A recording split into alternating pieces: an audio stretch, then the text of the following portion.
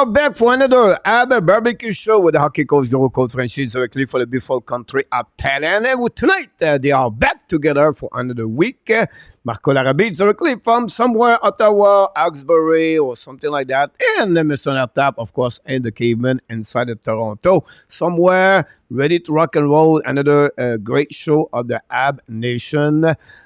Tonight's show. Welcome, both of you. Thanks to be with us on the great Wednesday night, July 5th, 2023. MARKO, welcome back.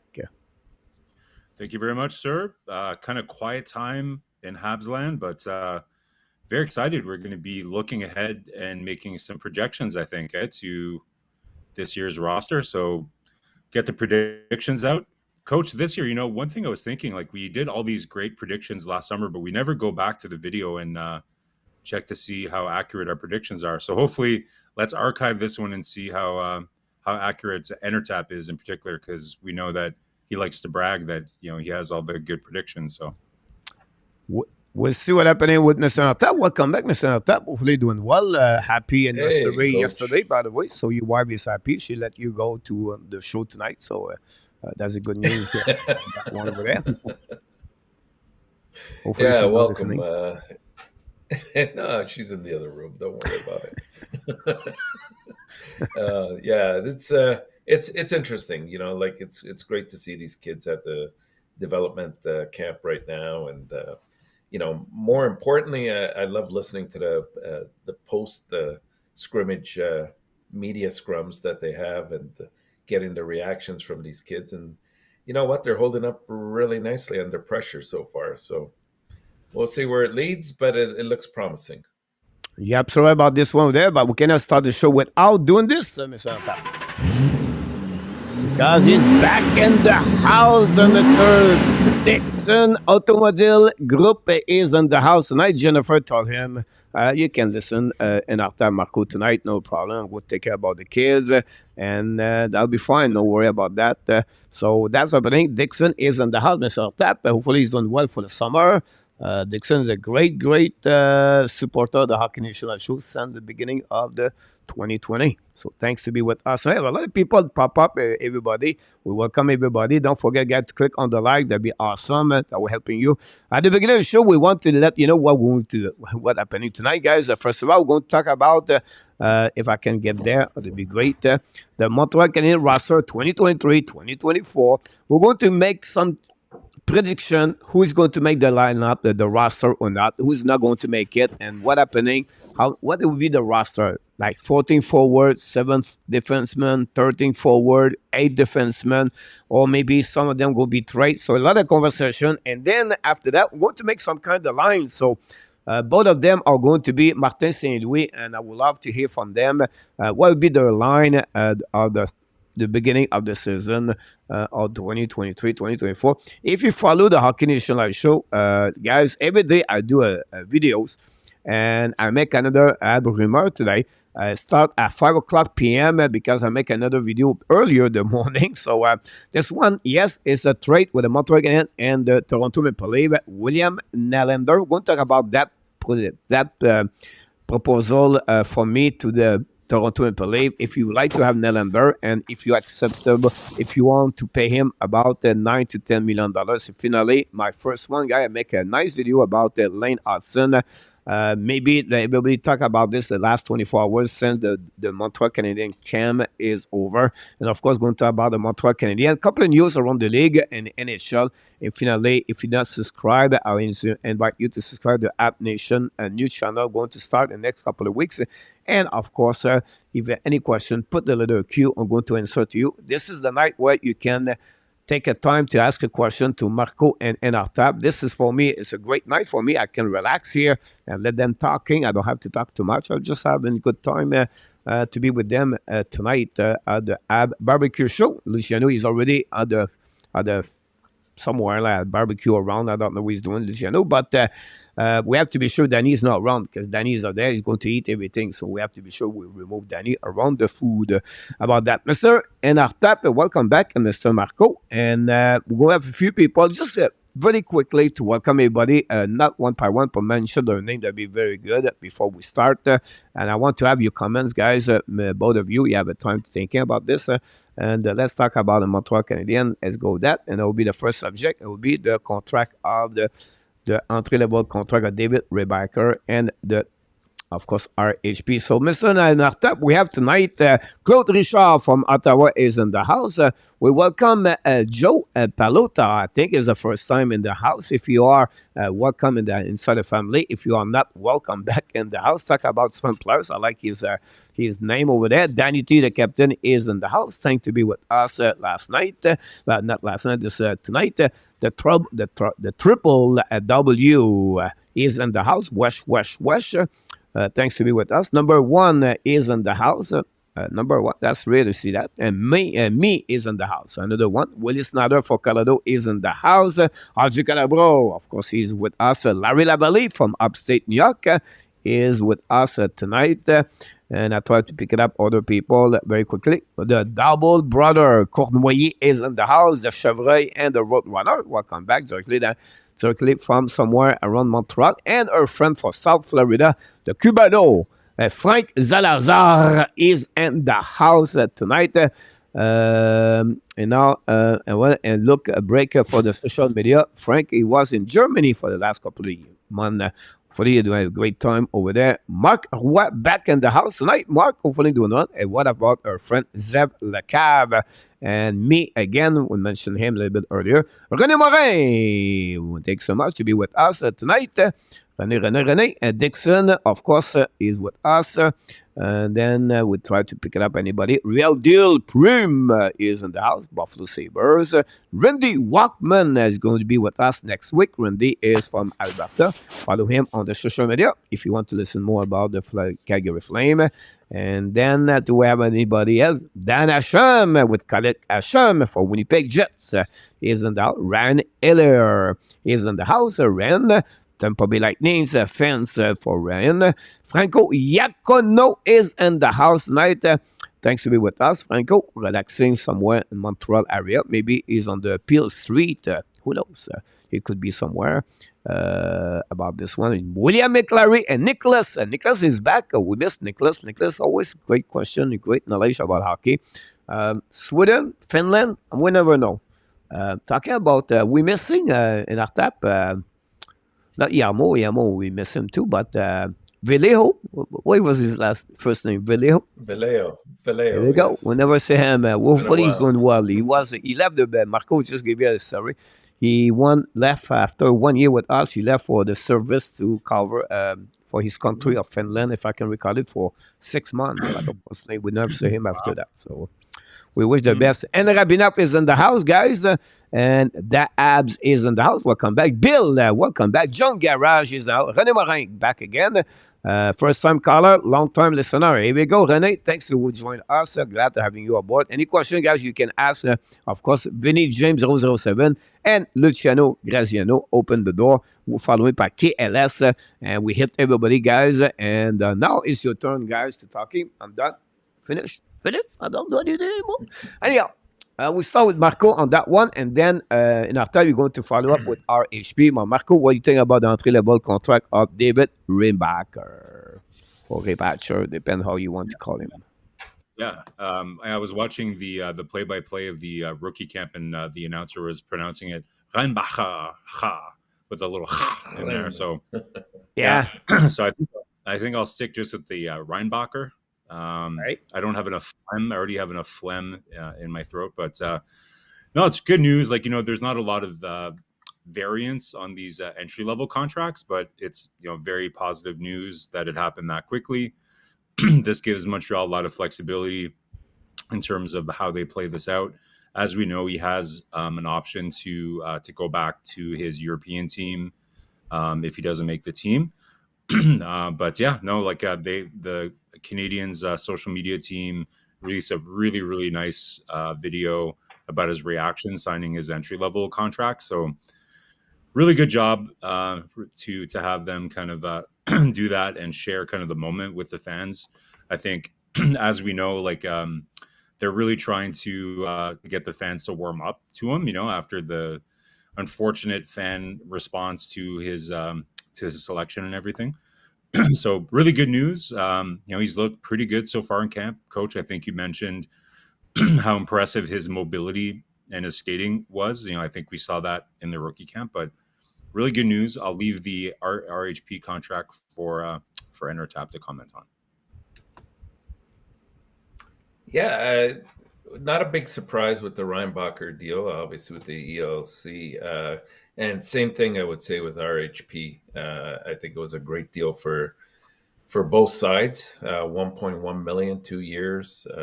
This is going to probably be the first solid opportunity he gets to play a full season and see exactly what share he fits in with the team. And there's a lot of different combinations that you could sort of play him at. I think he can play up and down the line. I think he's better serviced probably on the third line, getting some energy in there. I mean, he can do a little bit of everything. I really was impressed last year with his progression. It wasn't just a handful of games that he played well. He brought it to the table every single night, and many times he was rewarded for it. So I think that was an essential signing that they needed to get out of the way, and they did. So it's going to be an exciting year, I think. Yeah, you're absolutely right about him. We'll see what he's going to play. By the way, my next question on my channel today at 10:30 at Eastern Time is about him. Where he's going to play next season. So why not to ask you this question? You can give us an answer right away. What do you feel what he's going to start the season, upcoming season, 2023, 2024? Let's go with ENORTAP. What do you expect him to play? Laval Rocket back with, is it Claudin and NL or with Montreal Canadiens? For Reinbacher, I believe he's going to be going back to Cloton, playing the year out there, and then possibly next year we're looking at Laval. But it's good for him. He's developing very well. I know the Montreal scouts and then the whole organization have a close contact with the coaching staff there as well. So that the development portion of his game will be pretty much in sync with what they want him to do as well in eventually in Montreal. But in his case, I think it's very simple. I mean, he's already a big boy, but I think they were saying today that he still has room to grow another inch, it looks like. I know it's not much. It's just an inch, but it helps. But more importantly, I think his body has to fill in a little bit more, and then he's going to be a force to be reckoned with, I think. Marco? Yeah, I agree. Like, I think that's the most likely outcome, that is that he goes back to play in the Swiss league. But I wish if they could find a way to convince him to play in the AHL, I think that would help his development so much to play a whole season on the smaller ice. So that's my concern. Is yes, he's playing against men, when he's back in the Swiss league, but it's the big ice, and that's really probably the biggest hurdle for him to adapt to the NHL, is playing on that smaller ice. You could see in his interview that even just in the scrimmage, he definitely found it a lot faster with the smaller ice, and that's to be expected. So, you see players like Jiricek played in the AHL last year. Nemec played in the AHL last year. It seems like the more ideal path for his development would be to play in the AHL. I don't want to put pressure, because I know there's already negative thoughts about him, but to me, if he doesn't want to play in the AHL, what is that like? Is he really that focused on his development? Right? Like, I don't know. I would ask myself questions like, why would, if the team is telling you, we feel very strongly that the best path for your development is to play in the AHL because we really, really want you to play on the smaller ice. If he chooses to go back to his European team, I don't know. I'd have like different feelings about that if I was, as a fan, for sure. But I just hope that that's what happens. But I think I agree with ENORTAP, based on his original comments coming out of the draft. That was one of the first things he said when they asked him, hey, do you think you can play in the NHL next year? He's like, well, if I don't make the NHL, then I have the ability to go back to my club. Now, that's before he spoke to any of the Habs management. So maybe they've had time to kind of explain that more to him. I hope so, because I think that would be Well, such a yeah, good piece. Today when Ramage spoke afterwards, he did mention that he would be going back to the Swiss Oh, league. So oh, again, I find it odd. I agree with you, Marco. I think you would want to get acclimated, I think, to the smaller rink as well. But I mean, one of the things we were hearing about him sometimes was his lack of confidence. Now, that hasn't come through in terms of the way he speaks yet, but if he has that, he has to try to get over it, because the only way you challenge yourself is by ridding yourself of self doubt. And we've seen many players go through this, not the least of which is Campbell when he left Toronto. And he really gets down on himself when he makes a mistake. And we see it in Edmonton as well. We don't want that type of situation to develop. I don't think that'll be the case, because I think you have a lot of strong-minded individuals in the organization that will help them get through this, if that indeed is the case. I'm just going by what I heard prior to him even being selected. Yeah, I don't know if I see this way. First of all, usually many Europeans sign a contract or ELC, whatever you want to call this way. They prefer to come back home. Many of them. This last year was an exception where Nemec and Jiricek decide to stay in the American Hockey League. It's not happened a lot. Usually, they return home and they play on their own country, play at home, and the country they represent, everything like that. And the team let them returning over there. For me, I would give you another perception about that. The fact he would be on the spotlight every time he's going to play Laval, everything like that, it could increase a little bit the pressure, where they maybe it'd be better for him to play one more year over there. He have an amazing, great year over there. The league is pretty good.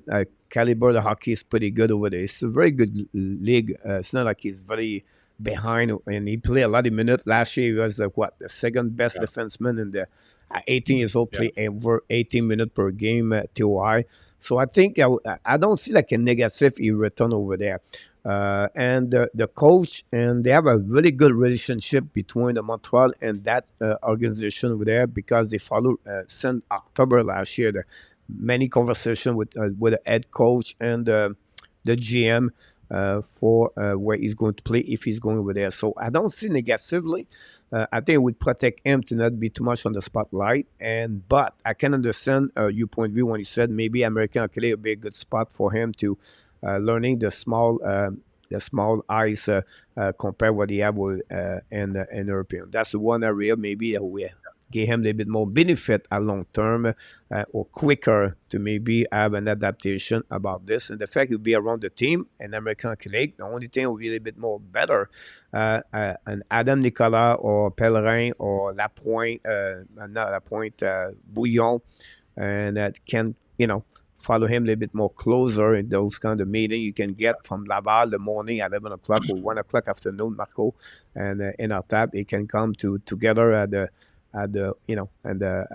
location, and then they can talk each other. So that would be the easy way. I think that would be a little bit better for him if he was still around. But whatever he's going to do, I don't see him have a spot for the Montreal Canadiens for upcoming season for him. We don't have a spot anyway, and it will be benefit for him to play whatever, NL or an AHL. Let's move on for there are a lot of people in the chat, guys. By the way, welcome back in the house. If we don't mention your name, I know André Robert Drouin is here. Detroit Tiger is back in the house. And I'm going to pick up all the feed when we are there.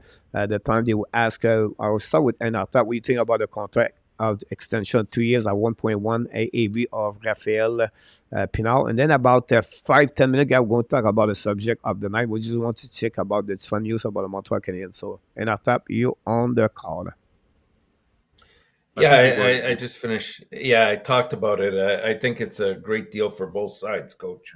2 Coach is years so at focused two. so focused on the chat that he. Ignores I think we're us. ready. I think we're ready to move on to the next topic, Coach. We covered RHP. Yeah, let's go there. Why they talk about Michkov? Oh, okay. Let's talk about Michkov. So they know Let's go. they want to That's know good. about the Michkov situation, about the fact he chose his team. He tell the Arizona he don't want to play over there. What do you think about that? That's the question we heard in Wow. the conversation. Doesn't that Yeah, speak like- volumes? Listen, like it's you know, his agent definitely orchestrated the situation in a very unusual way for a pick like this. Like it's not something you see very often, like other than say maybe like Eric Lindros. But it was managed pretty secretly. There was that kind of little rumor where Philadelphia closed their rink for a certain day, which happened to be the day that Michkov was going there. But Briere was pretty clear denouncing that wasn't, it was just a coincidence that they were shutting down the rink. And so it is what it is, man. Like, you know, ultimately, you know, these players don't have a lot of power and bargaining power. Like we've talked before about how we don't necessarily like that NCAA players have that much power, not signing their ELC. And listen, like it's a business, right? And as a young player, once you sign that ELC, you don't have a lot of control over your own fate, right? So if you have a way to manipulate the situation to put yourself in the better position, it's your prerogative to do that. You know, again, like what does it say about him as a as a character hockey player? Like, I don't know, like the guy's still going to be a really good hockey player. You know, it might feed into a little bit of the things that we've heard about him being a team player, being a little tough on his teammates and his coaches and stuff like that. You know, is he looking out for himself? Sounds that way. But listen, like when you come from Russia, that's pretty much how you grow up, right? Like you have to kind of look out for yourself. Look at what happened to his family, guys. Like he's seen some shit, not to be too crude, but he's been through some stuff, right? So can you blame him for just really looking out for himself in his situation? I don't know. It's a very complicated thing.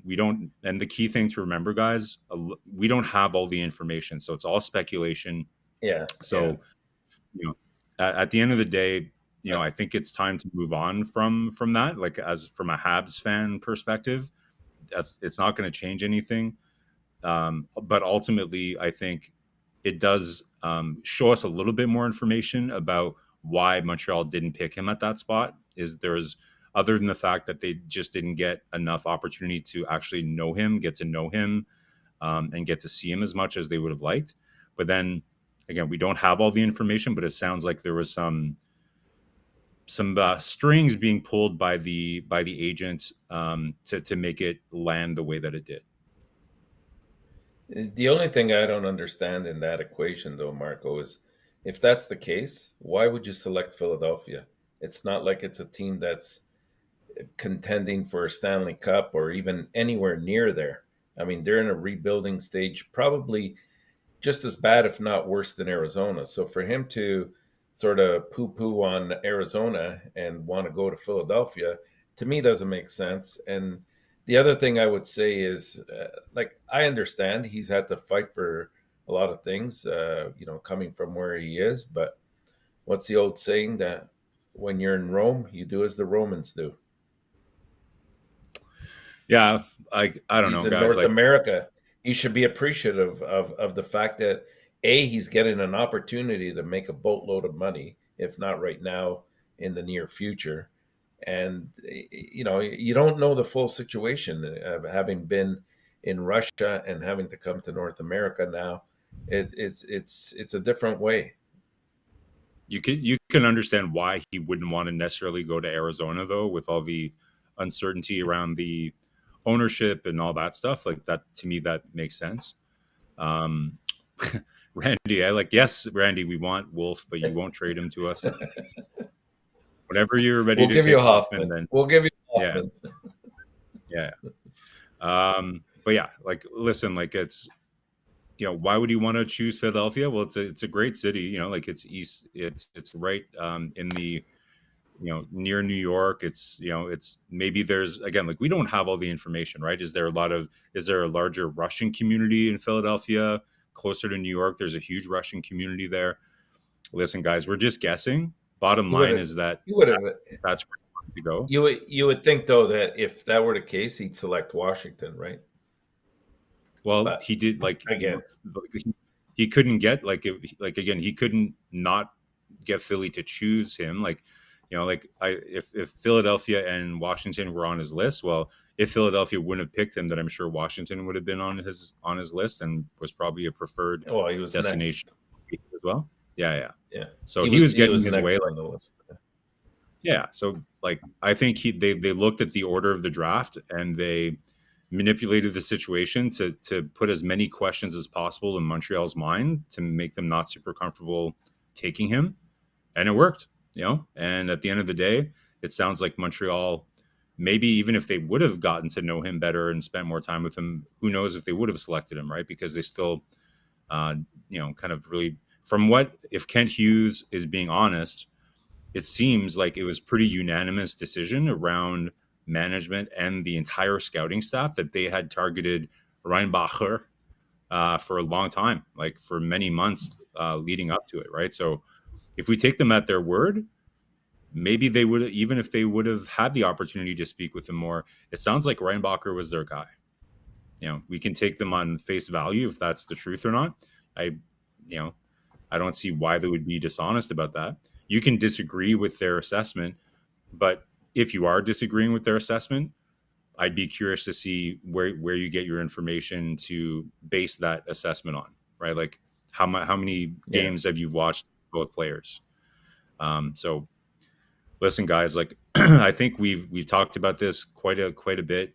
I think I know I'm ready to move on for sure, but yeah.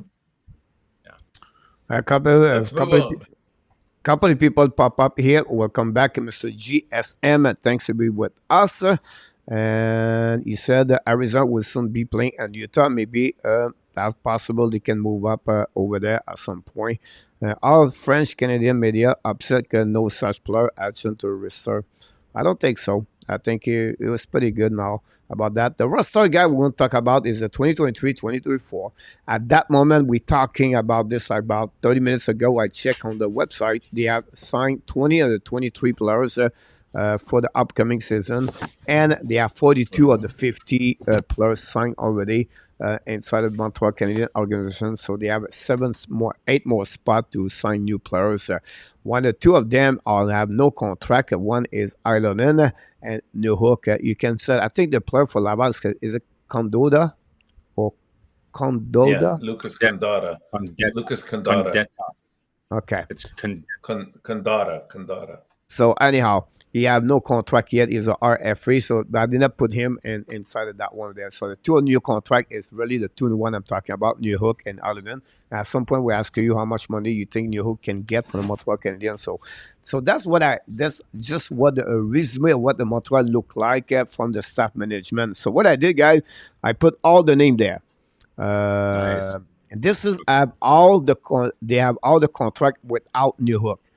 But he's an RFA, so he's part of the team. He played in NHL last season, so they have there. So you have right now Suzuki, Kylie, Gallagher, Anderson, Hoffman, Dvorak, Armia, Doc, Evan, Betlick, RHP, Caulfield, Pesada, Newhook, Monin, Slafkovsky. So I'll give you guys 3, 6, 7, 8, 9, 10, 11, 12, 13, 14, 15. All right, then I'm not done yet because possible Ireland, Roy Beck can push one of them. So that'd be one of them could maybe be a part of this or maybe not. It depends what open spot could happening there. Usually, you start the season with 13-8 or 14-7. So if we started with 14 extra players as a forward, we say I have too many players on the list over there.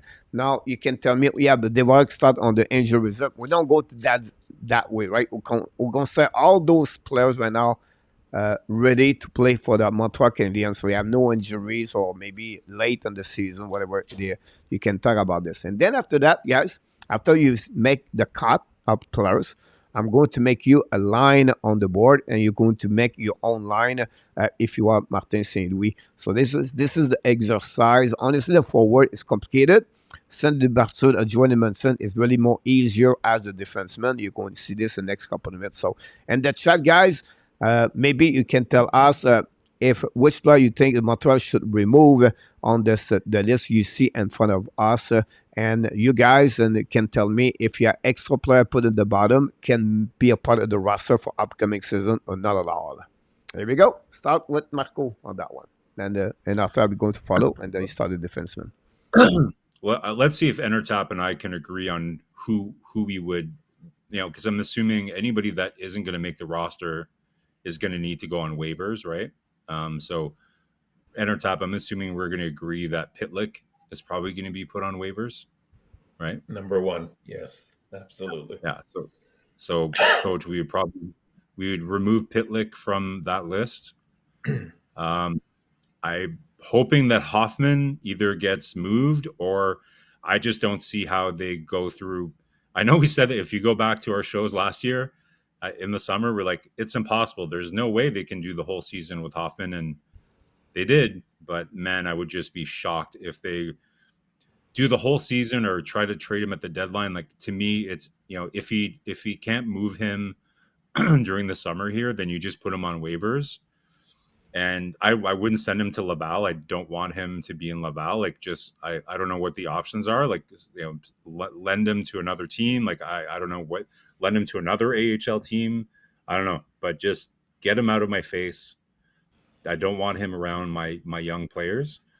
So ENORTAP, would you agree that Hoffman wouldn't be on the board, or are you going to be of the mind that you want to have him in the lineup and see if you can up his value to trade him later? Well, that would be under ideal circumstances. That's what you would want to do, and then hopefully that would maximize maybe his return. I think he might start on the team, but I think they're going to work. They're going to work overtime to try to get some kind of deal going and get rid of him before the season starts. I agree with what you said, Marco. I think really he doesn't fit in. Last year we saw episodes of where he kind of quit at some points in the season, or sort of sat at the end of the bench and sulked. So you don't want that kind of attitude to prevail with amongst the other younger players. Yeah. So and Dvorak, I think this might be a longer injury than we anticipate. It's not just going to be a week or two after the season starts. We could be talking until Christmas before he shows up again. So that would open up a bit of a spot for one of the extras that's there. Petzetta, I don't think is going to be an every night player. Would you say that, Marco? I think he's going to play a lot of games. Maybe not every, will he play 82 games? But I wouldn't be surprised if he plays like 60 or 65 games. Yeah. Oh, that many. Okay. I think, again, so the one thing I'll say is that I think he finished the season really strong last year, but he plays better when he plays with players that kind of play his style. He played a lot better with Evans and with, well, no, he played better, I think, when Belzile was there, right? Like when Belzile and him were playing together. Yeah. That's when he played hockey, right? So I think where he struggled is when you put him with a little bit more, when your fourth line is not, when it's designed with kind of more skilled players, which at some points last year, the Montreal Canadiens fourth line was kind of built that way.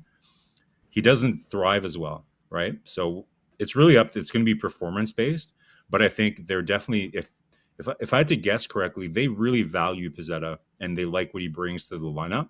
So if he's able to maintain the same level of play that he did towards the end of the year, but playing with the mix of players that he's going to be given to play with, then I don't see why he wouldn't play 65, 70 games, but if it just really doesn't mesh, But yeah, so to me, so Pitlick comes off there, Hoffman comes off there. I honestly, based on what I heard from JF Ull in his some of his press conferences, he sounds like he's building his Laval team around Roy. Like he think he's going to have a really big role to play there. Like even if Roy has a really good camp, I just don't see him starting in Montreal. He might get some games at some point in the year, but if we're talking about who's going to make the starting evening lineup, I don't see any of these guys doing that. I think Beck is going to go back to junior. I think Ylonen is going to be maybe the 13th forward, and I think Heineman also goes to Laval. Yeah, I think it's pretty obvious with the extras. I mean, short of injuries, of course. I don't see that happening, but I do believe they'll probably go with 7 defensemen, at least to start off the season, and so that they can accommodate the excess they have in forwards and help them make that decision. At some point, they might have an 8th defenseman, but I don't anticipate that unless, again, there's injuries involved. Yeah, another poor performance. Yeah, another factor too is what's their strategy with Caden Primo? Will they carry 3 goalies for certainly not the whole season, but let's say there's at the beginning of the season they just feel that there's not a market to move him yet. Do they try to carry him as long as possible to see if they can get something for him rather than just put him on waivers in October, right? That's another variable. Like if you have to carry 3 goalies because you're holding on to Primo because you think that you might be able to get something for him, then you might only, that's one less roster player that you'll be able to carry, right? Yeah, so but if you do that, Marco, you're losing a players forward or a defenseman, and then you're losing Primo after that. At least you trade him. Yeah, I think you could use him in a package, perhaps a team that needs a backup or at least is willing to give him a little bit more time. You think somebody's rather than just? You think somebody's going to? I think so. Really on waivers. I think somebody will take him. He's making how much? Like $1.5 million? He's like he's a 2-week contract, right? Or he's maybe a 758.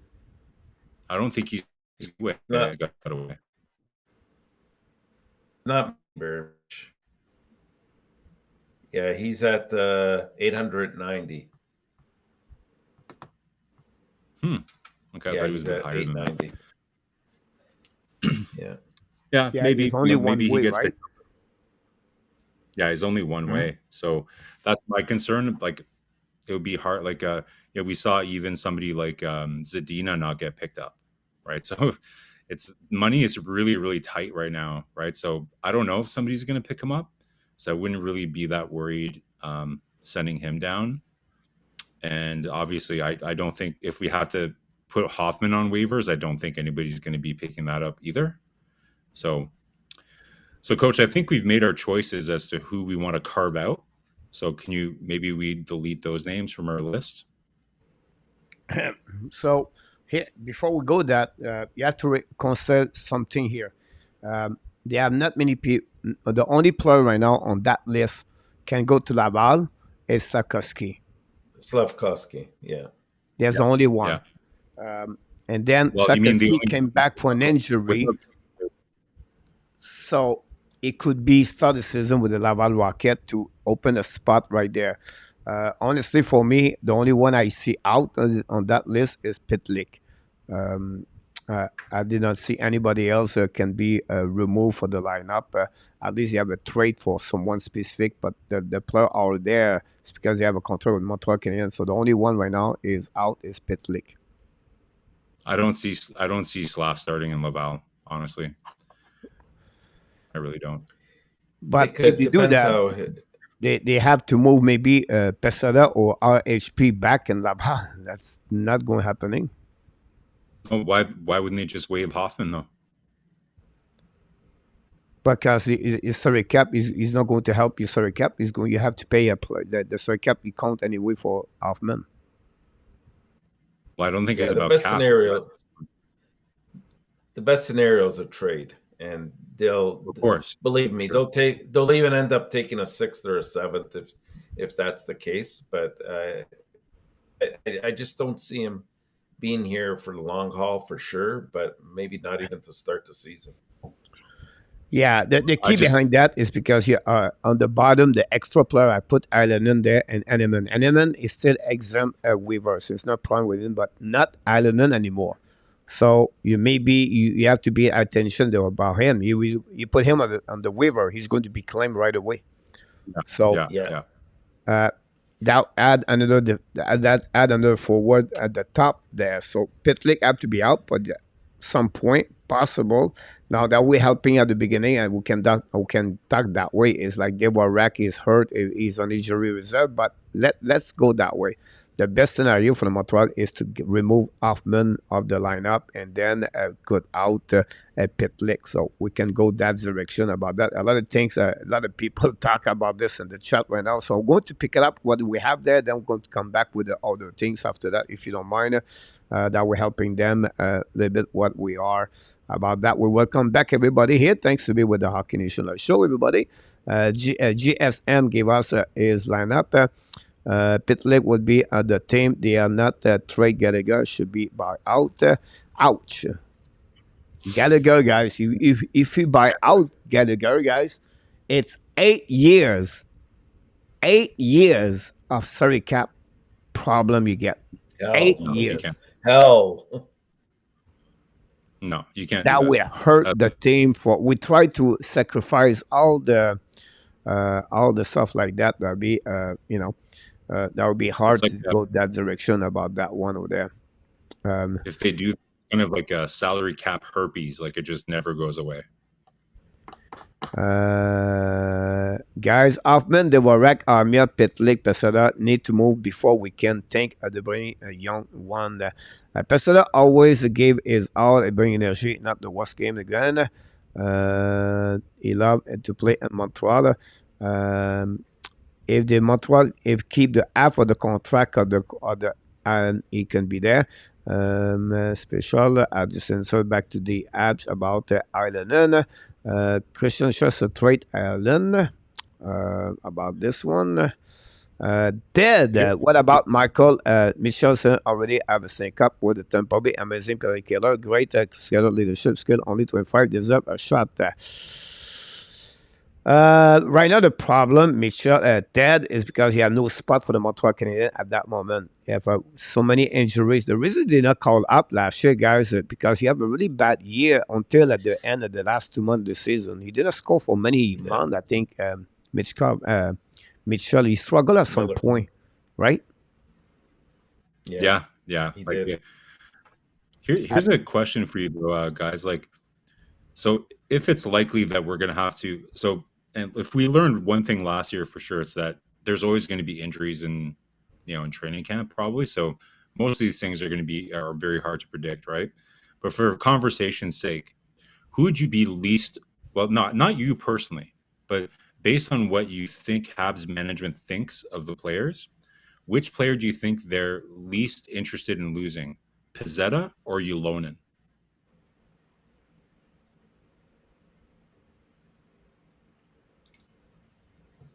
Well, me, if I'm Martin right? St. Louis, I go with Pesada.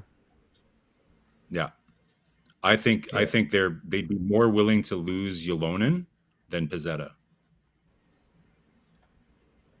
I think they would get more Ireland versus Pesada. The staff management would be more preferable, maybe to lose to keep Pesada because of salary cap and all kind of stuff like that. But I think as a skilled players. I don't know, you know what I mean? Like it's a 33 overall pick. Yep. I still think that they'd be. I don't think they want to lose Pezzetta. I'm not saying that would be my personal choice. Like, yeah, Ylonen was a 2nd round pick, or like and he's got some good attributes. But I think we underestimate how much they value Pezzetta and the what he brings to the mix right now. I really do. They Well, you do. just They name it the do. reason why, right? You can put him on the stand for 13 game. He would not be no problem with that. So that's easy. Where Yeah. you put Mike Hoffman one game, this is the end of the world for him. So that Right. you're absolutely right about this. The problem with Adanen, I would say to you, maybe another time can add about this. It's like Adanen is not a 4-line player; he's a 3rd-line player. It's like a top 9, right? So there's a bit different about your lineup, roster, everything like that. But skill wise, I think Adanen bring more on the table. And I thought you want to add something there. Yeah, I was just going to add. I mean, Pizzetta, I agree. I mean, they want him on the team because obviously his role is defined in many different ways on the team, and he brings that energy. He's able to help out Jacky in rough situations. I know they don't happen as frequently as they used to, but still, you need somebody to help police. And there's a reason why the contract's for 2 years. I don't see obviously him being in the future plans for Montreal, but right now, I think he's an integral part of it. So maybe if Ylonen is packaged in a deal, I mean that could help bring you back some return, but it would, and it's a more serviceable piece for another team. It's if they see Ylonen in that deal, right? Yeah, like let's be honest, guys. Like it's terrible news that we might have to sacrifice Ylonen, but not. I know we we bring this up all the time, but that's a last that's a revealing gift from Marc Bergevin, right? Like Ylonen should be in Armia's roster spot, right? Armia is basically eating up his roster spot, and Armia's deal is at this point impossible to get rid of. So ideally, I'm not saying that I don't think Ylonen has good upside, higher upside than Pizzetta. Of course he does, right? It's just the skating. He can play on your second unit power play. Ylonen, he's got like a good one timer. I think there's higher upside there, but I just don't like in this NHL right now, it's impossible to make hockey trades. It's impossible to dump salary. Even Arizona is not taking people's salaries anymore, right? Like they're in Chicago too, right? Like their asking price to do what they've always done to eat up these contracts has gone way up. So it's going to be really hard for Hughes to get rid of someone like Armia. So I think we're looking at that choice, right? Like who are they going to put on waivers is going to be, and again, injuries could happen and they might, last year they got really lucky with that. Like if you want to call it lucky, with all the injuries, but they avoided a lot of these tough decisions because of a lot of the injuries that they had. So it is what it is. Like, Ylonen's had a couple of shots. Like, it wouldn't be the end of the world, but obviously it would be nice if he could be playing an Armia spot, but it's just not a reality. Very good comment that the chat. Roger Delaney, welcome back. With a lot of great thing happening. That everybody talk about fun thing about Pesada. You open up a great subject, Marco, about this. They talk about what they would take and return everything on that. So let's move on now, guys, because we hit the 8:53. So we try to restart. We're going to skip the defenseman and come back to the defenseman. Does that make sense? So here's what we got here, guys, for the roster 2023. 13 AF forward or 8D or 14 forward or 7D. With the situation, I think Montreal are going to go 14 forward and 7 defensemen. That would be my suggestion for that one over there. This is the players we got here. And this is the 3 players I removed for the lineup. So you have right now Slafkovsky, Monahan, Newhook, Doc Anderson, RHP, DUARTE, Gallagher. And then you have Hoffman, Evan, Slafkovsky. Now, this is the 12 players right there on the lineup, and then you have 3 other players. One of the 3 at the bottom, example, we can remove Pitlick if you want to on that at the bottom of that one there. So we're going to get a better way. That should be the lineup for the Montreal Canadiens at the beginning of the season. So that's what you got here.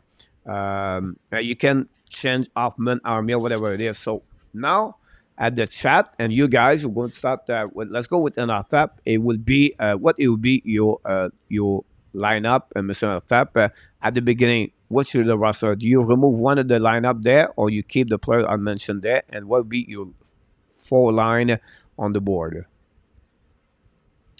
Well, again, I maintain that I strongly believe that Hoffman will be gone, so that will create one spot there, probably as you see it there on the fourth line.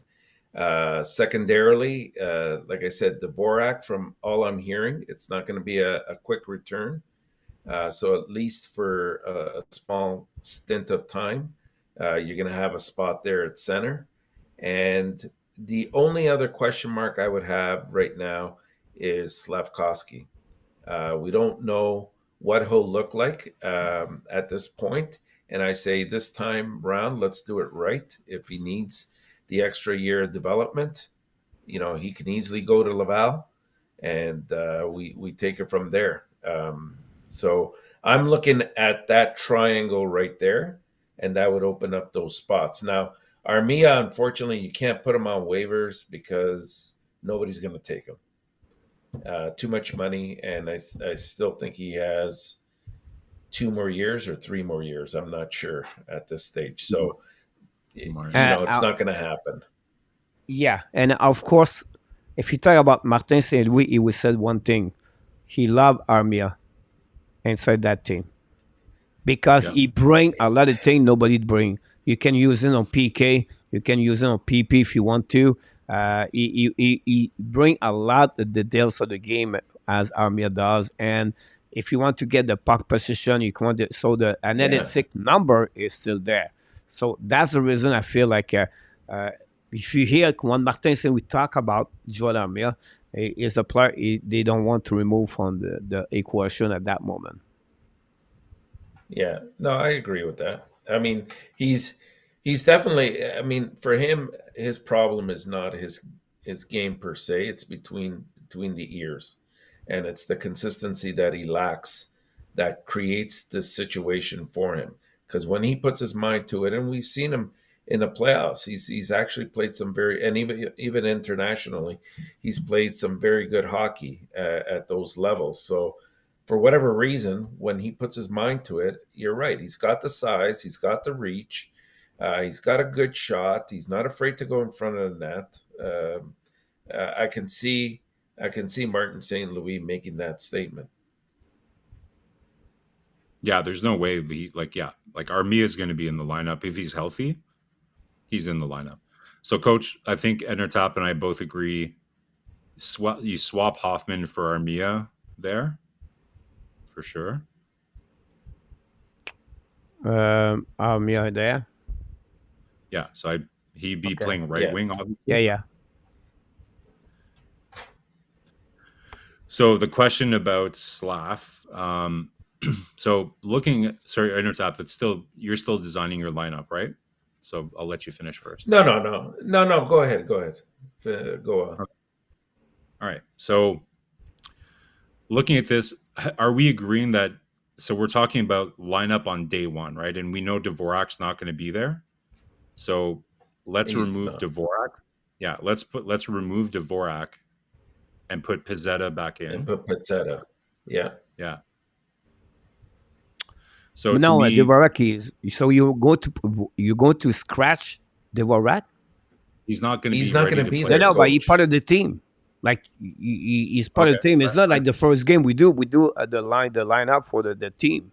Like we cannot calculate the injuries or anything like that because now you can see maybe Slafkovsky maybe not may start the season because he's injured. So we try to. Yeah, but earlier we established that 14 forwards, right? Yeah. We established that there would be 14 forwards. We got 12 plus 2. That's 14 right there, right in front of us. Yeah. So you scratch at the beginning of the first beginning, Pezzetta and Hoffman. Okay, I would bring Pezzetta in because Dvorak is not available. Somebody's going to be taking a spot at the beginning of the year. No, but this we do the roster not for the first game. We do the roster for the Montreal Canadiens at the season 2023-2024. Okay. Does All it right. make sense? Like not Okay. only for because Dvorak is not there, because we can go with another. Maybe Slafkovsky is not going there, so we get another view of what the Montreal look like in 2023, 2024, and what it would be your line when you have those 12 players you have right now in front of you. Okay. Okay. So based on that, like I think, what you have here is pretty close to what I would say. Like other than, I suspect that they're not going to have Slav playing fourth line minutes. I don't think they're going to start him in the on the top unit, but I think they want to see him earn. It's much easier for a player to start lower and then work his way up versus the optics of him starting on the first line and getting demoted, right? So just from an optics perspective, I don't see that they're going to play him with Suzuki and Caulfield to start, but I don't see. Like, to me, the ideal place for him, I'd love to see Doc Anderson and Slafkovsky on the same line. I think would be amazing. Um, and but like you don't want to bump Newhook out of the top six either, because it's clear that they traded for him for a reason, and they want him to have a little bit more opportunity than he had in Colorado. So to me, guys, like again, like you guys wanted to sign Monahan.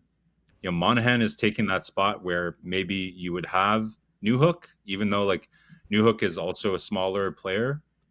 But if you wanted to have him in your top six, I don't think Slafkovsky is ready to play on your top unit quite yet. Although I would like to see St. Louis try it at certain points of a game or certain points of the season, just to give him a taste.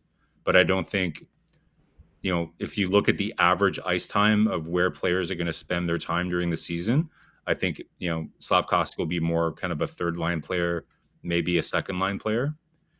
But based on this, like I think probably RHP deserves a shot too, right? Like on that third line as well. So it's some really tough calls there. Like, so, Yeah. like how do you move Monahan out of the top six? Right. So, but You can't. I don't, yeah. So you need Monahan in the top six. You need Newhook in the top six.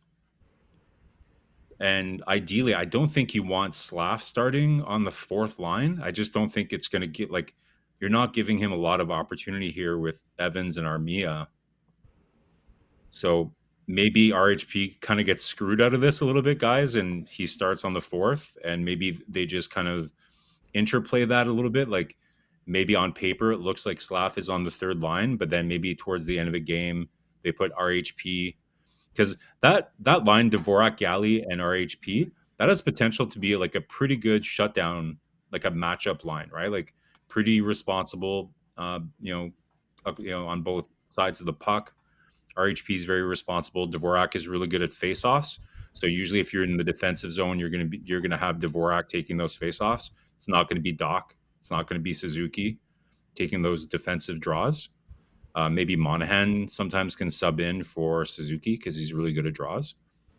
So maybe there's a bit of a platoon situation where RHP and Slav, they kind of skip, or they swap left wing roles, depending on the time of the game and things like that. A lot of comments right there. A lot of people. I'm laughing because it's funny. One thing I would say to you, Marco, and then after you can add the fact like RHP, everyone play with RHP, he make other players better. Like he bring those players, like elevate It's the energy. yes, they bring the next level, right? And I think that's for the beginning like that. I think RHP can helping like Armia and Evans, and I like the both of them. Evans and Armia really good on the defensive zone. So on coverage, I think with RHP very smart. I think that's a good line about this. My concerns about Gallagher and Slafkovsky together.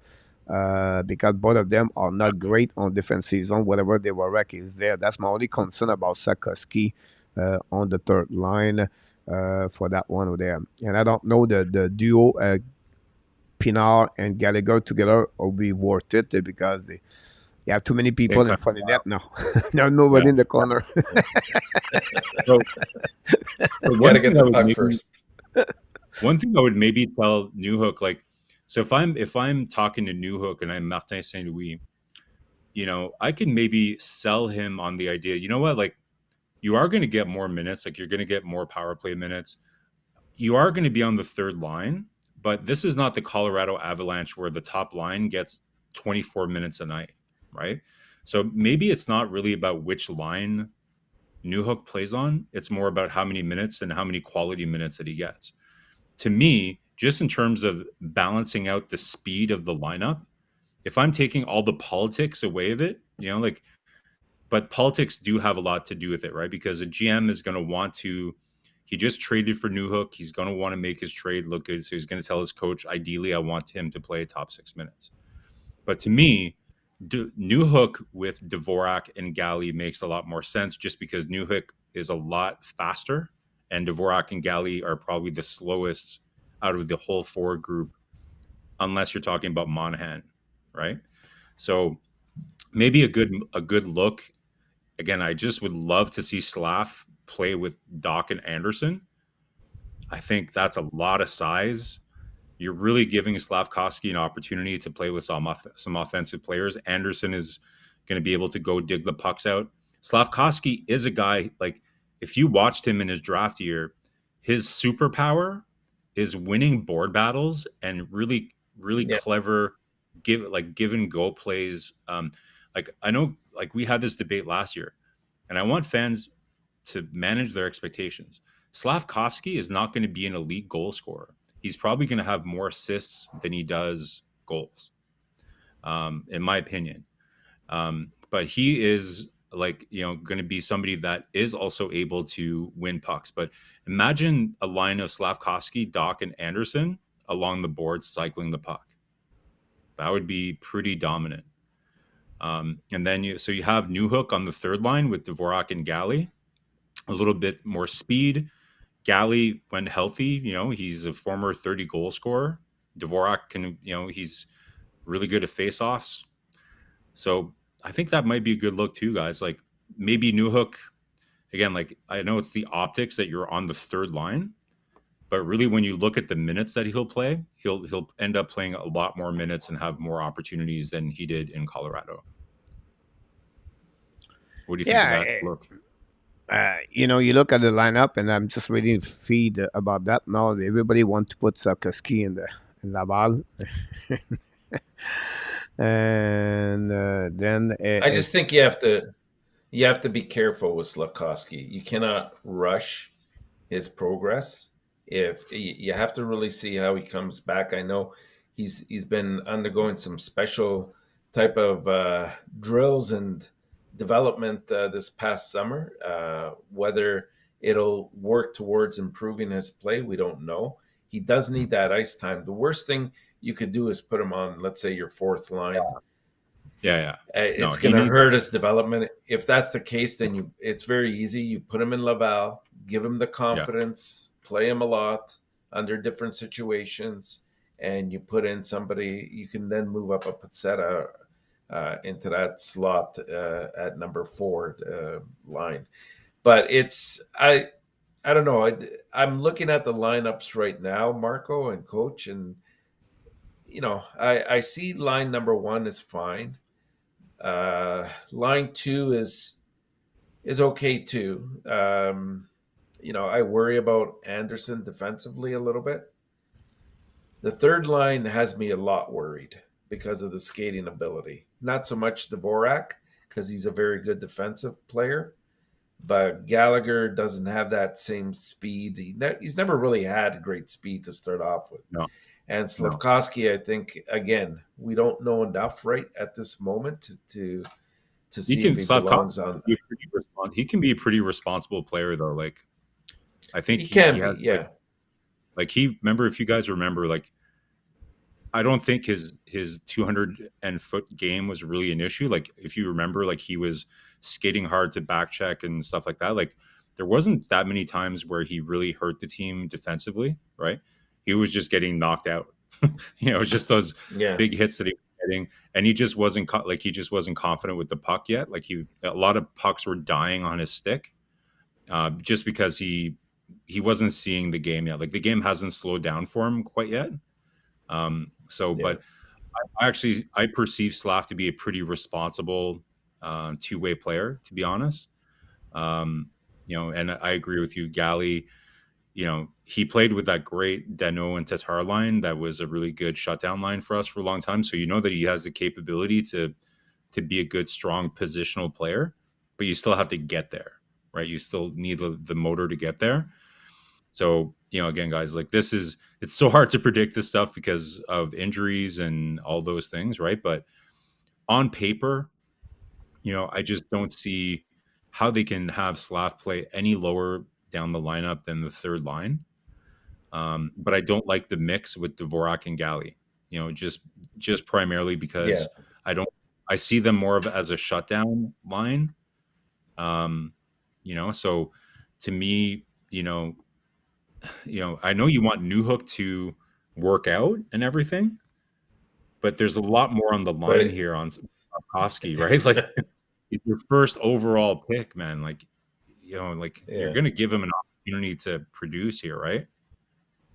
And in all fairness, I mean, we're putting Newhook at the second line, and I know we paid a steep price to get him, and obviously you want to ideally play him on the first or second line so that he gets that additional ice time. But you can't bet on a horse that hasn't shown you that they can win yet. I mean, I think the first step is he has to show a consistent amount of improvement before you give him more responsibility. Yeah, to me, Slav and Newhook are both have a lot to prove. Interchangeable. So again, I think St. Louis is going to do a lot of experimenting. Coach, this might be a good opportunity for us to talk about what the Newhook deal looks like. I don't know if you still wanted to cover that or if you have that as a topic later. Yeah, I have not on that page. She's on the page about that for Newhook. And if you want, I don't know if you want to add anything that everything concerns guy to pick. I love it. I just love it because everybody have their own opinion and nothing wrong. Whatever is Jordan or the Abs or Luc, whatever they are, they put their own line, and that's okay. It's just great to see the connection about that. Does Slafkovsky get a second power play time this year? Oh yeah, absolutely. If not first line, you got to give him some time on the power play. Guys, I think people forget just because he got injured. Did everybody forget that we picked him first overall last year, and that he's our first overall pick? He's a huge part of this team moving forward, right? So of course they're going to give him those chances. It's unreal to me how down people are on Slafkovsky. I still have a lot of faith in him. I was really excited when they drafted Slafkovsky. My pick probably would have been Jiricek, to be honest. I've been on the record on that one, but I think that he's going to be a really strong player for us. And it just seems to me like people forget that that how important of a piece that he is. So he's going to get his minutes here, guys. He's going to get second power play unit. Hopefully he doesn't wear those weird sunglasses that we saw online there that he's training with. But should be. I think he's going to be fine. With Newhook, he's a really fast player. That's probably his biggest asset is his two-way speed. But his face-off percentage, he didn't take a lot of face-offs. I definitely view him more as a winger. But if Dvorak doesn't start the year, it's quite possible that because are you really going to play? Are you going to drop Monahan to the third line center role? And I don't think they're going to put Doc at the wing because they really want to give some time to Doc at center as well. So maybe Newhook by default will get some third line center minutes if Dvorak doesn't start. I think the one thing I want to see too, guys, is I want St. Louis. Remember, coach last year. One of the things that we were a little bit critical with St. Louis was his in-game coaching decisions, like being able to really read which. Like, remember we talked about how people are gonna in the chat are gonna crucify me for this, but Michel Therrien was an amazing bench coach, very good at reading which players were going, making adjustments in game.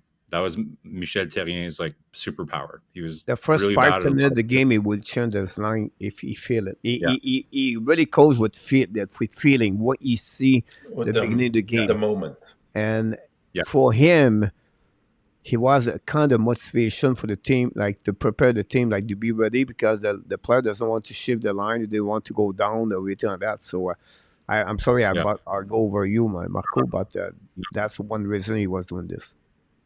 Yeah. I would like to see Saint Louis adapt that a little bit more into his style.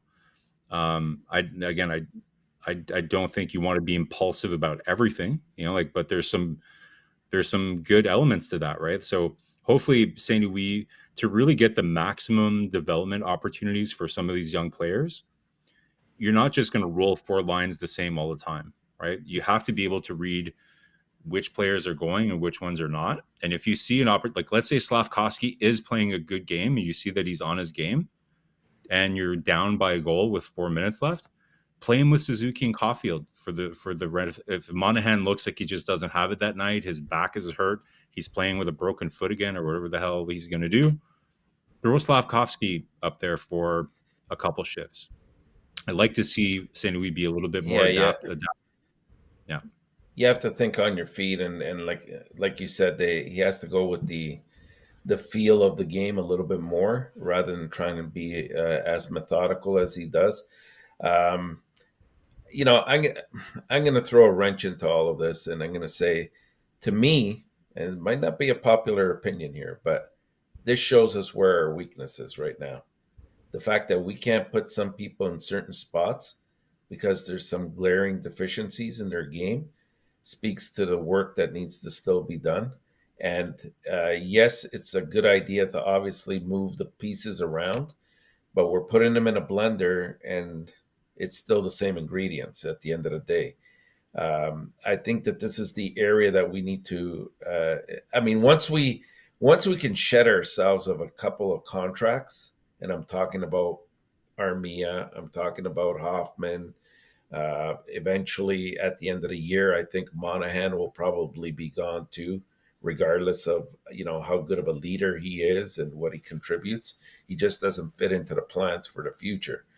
And so then you can start slowly bringing in those pieces that either start off in Laval or are your 15th, 16th players that are sticking around. And then you have a clearer idea of what direction to go with the team. But right now, I see gaping holes. So I just want to understand. So which players are you saying have, like, I think I know you mean Galley when you say that, right? Like, is that one of the Oh players that you yeah. Galley's one of the contracts, not not to the con, but same like, degree, but no, Hoffman obviously, you were saying, Dvorak eventually.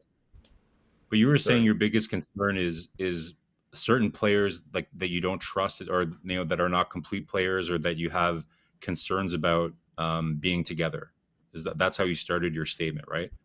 Not So together, what, but what you look at those lines, Marco. You look at those lines, and you can almost go line by line and say this isn't the perfect line because, I don't know. Like, I don't know if I like, agree with I that. look at that third line. Your third line should be an energy line that really brings that dimension if you're not going.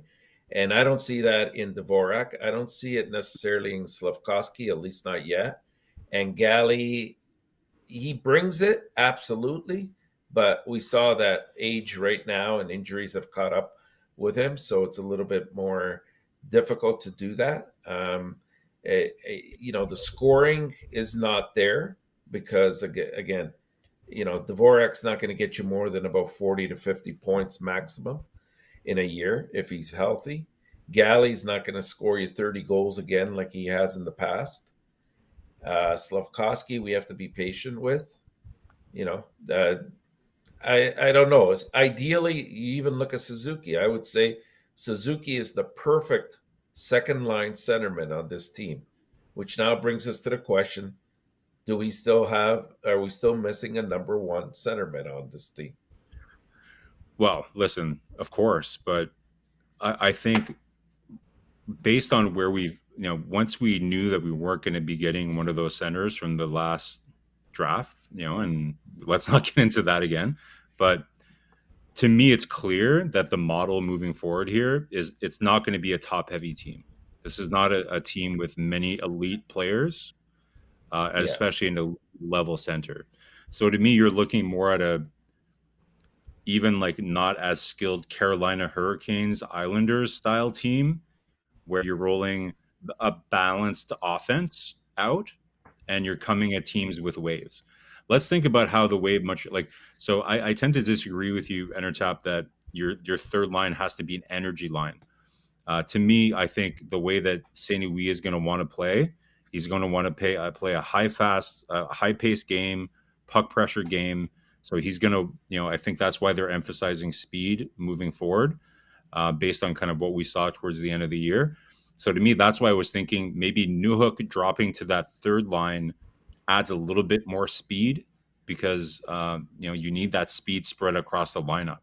So I think these lines, like if you drop Newhook down to the third line, look at the combination. Like to me, I look at it as kind of like the chemistry on each line, right? So ideally, you want a playmaker, you want somebody who can score, and you want somebody that's going to go and dig the puck out.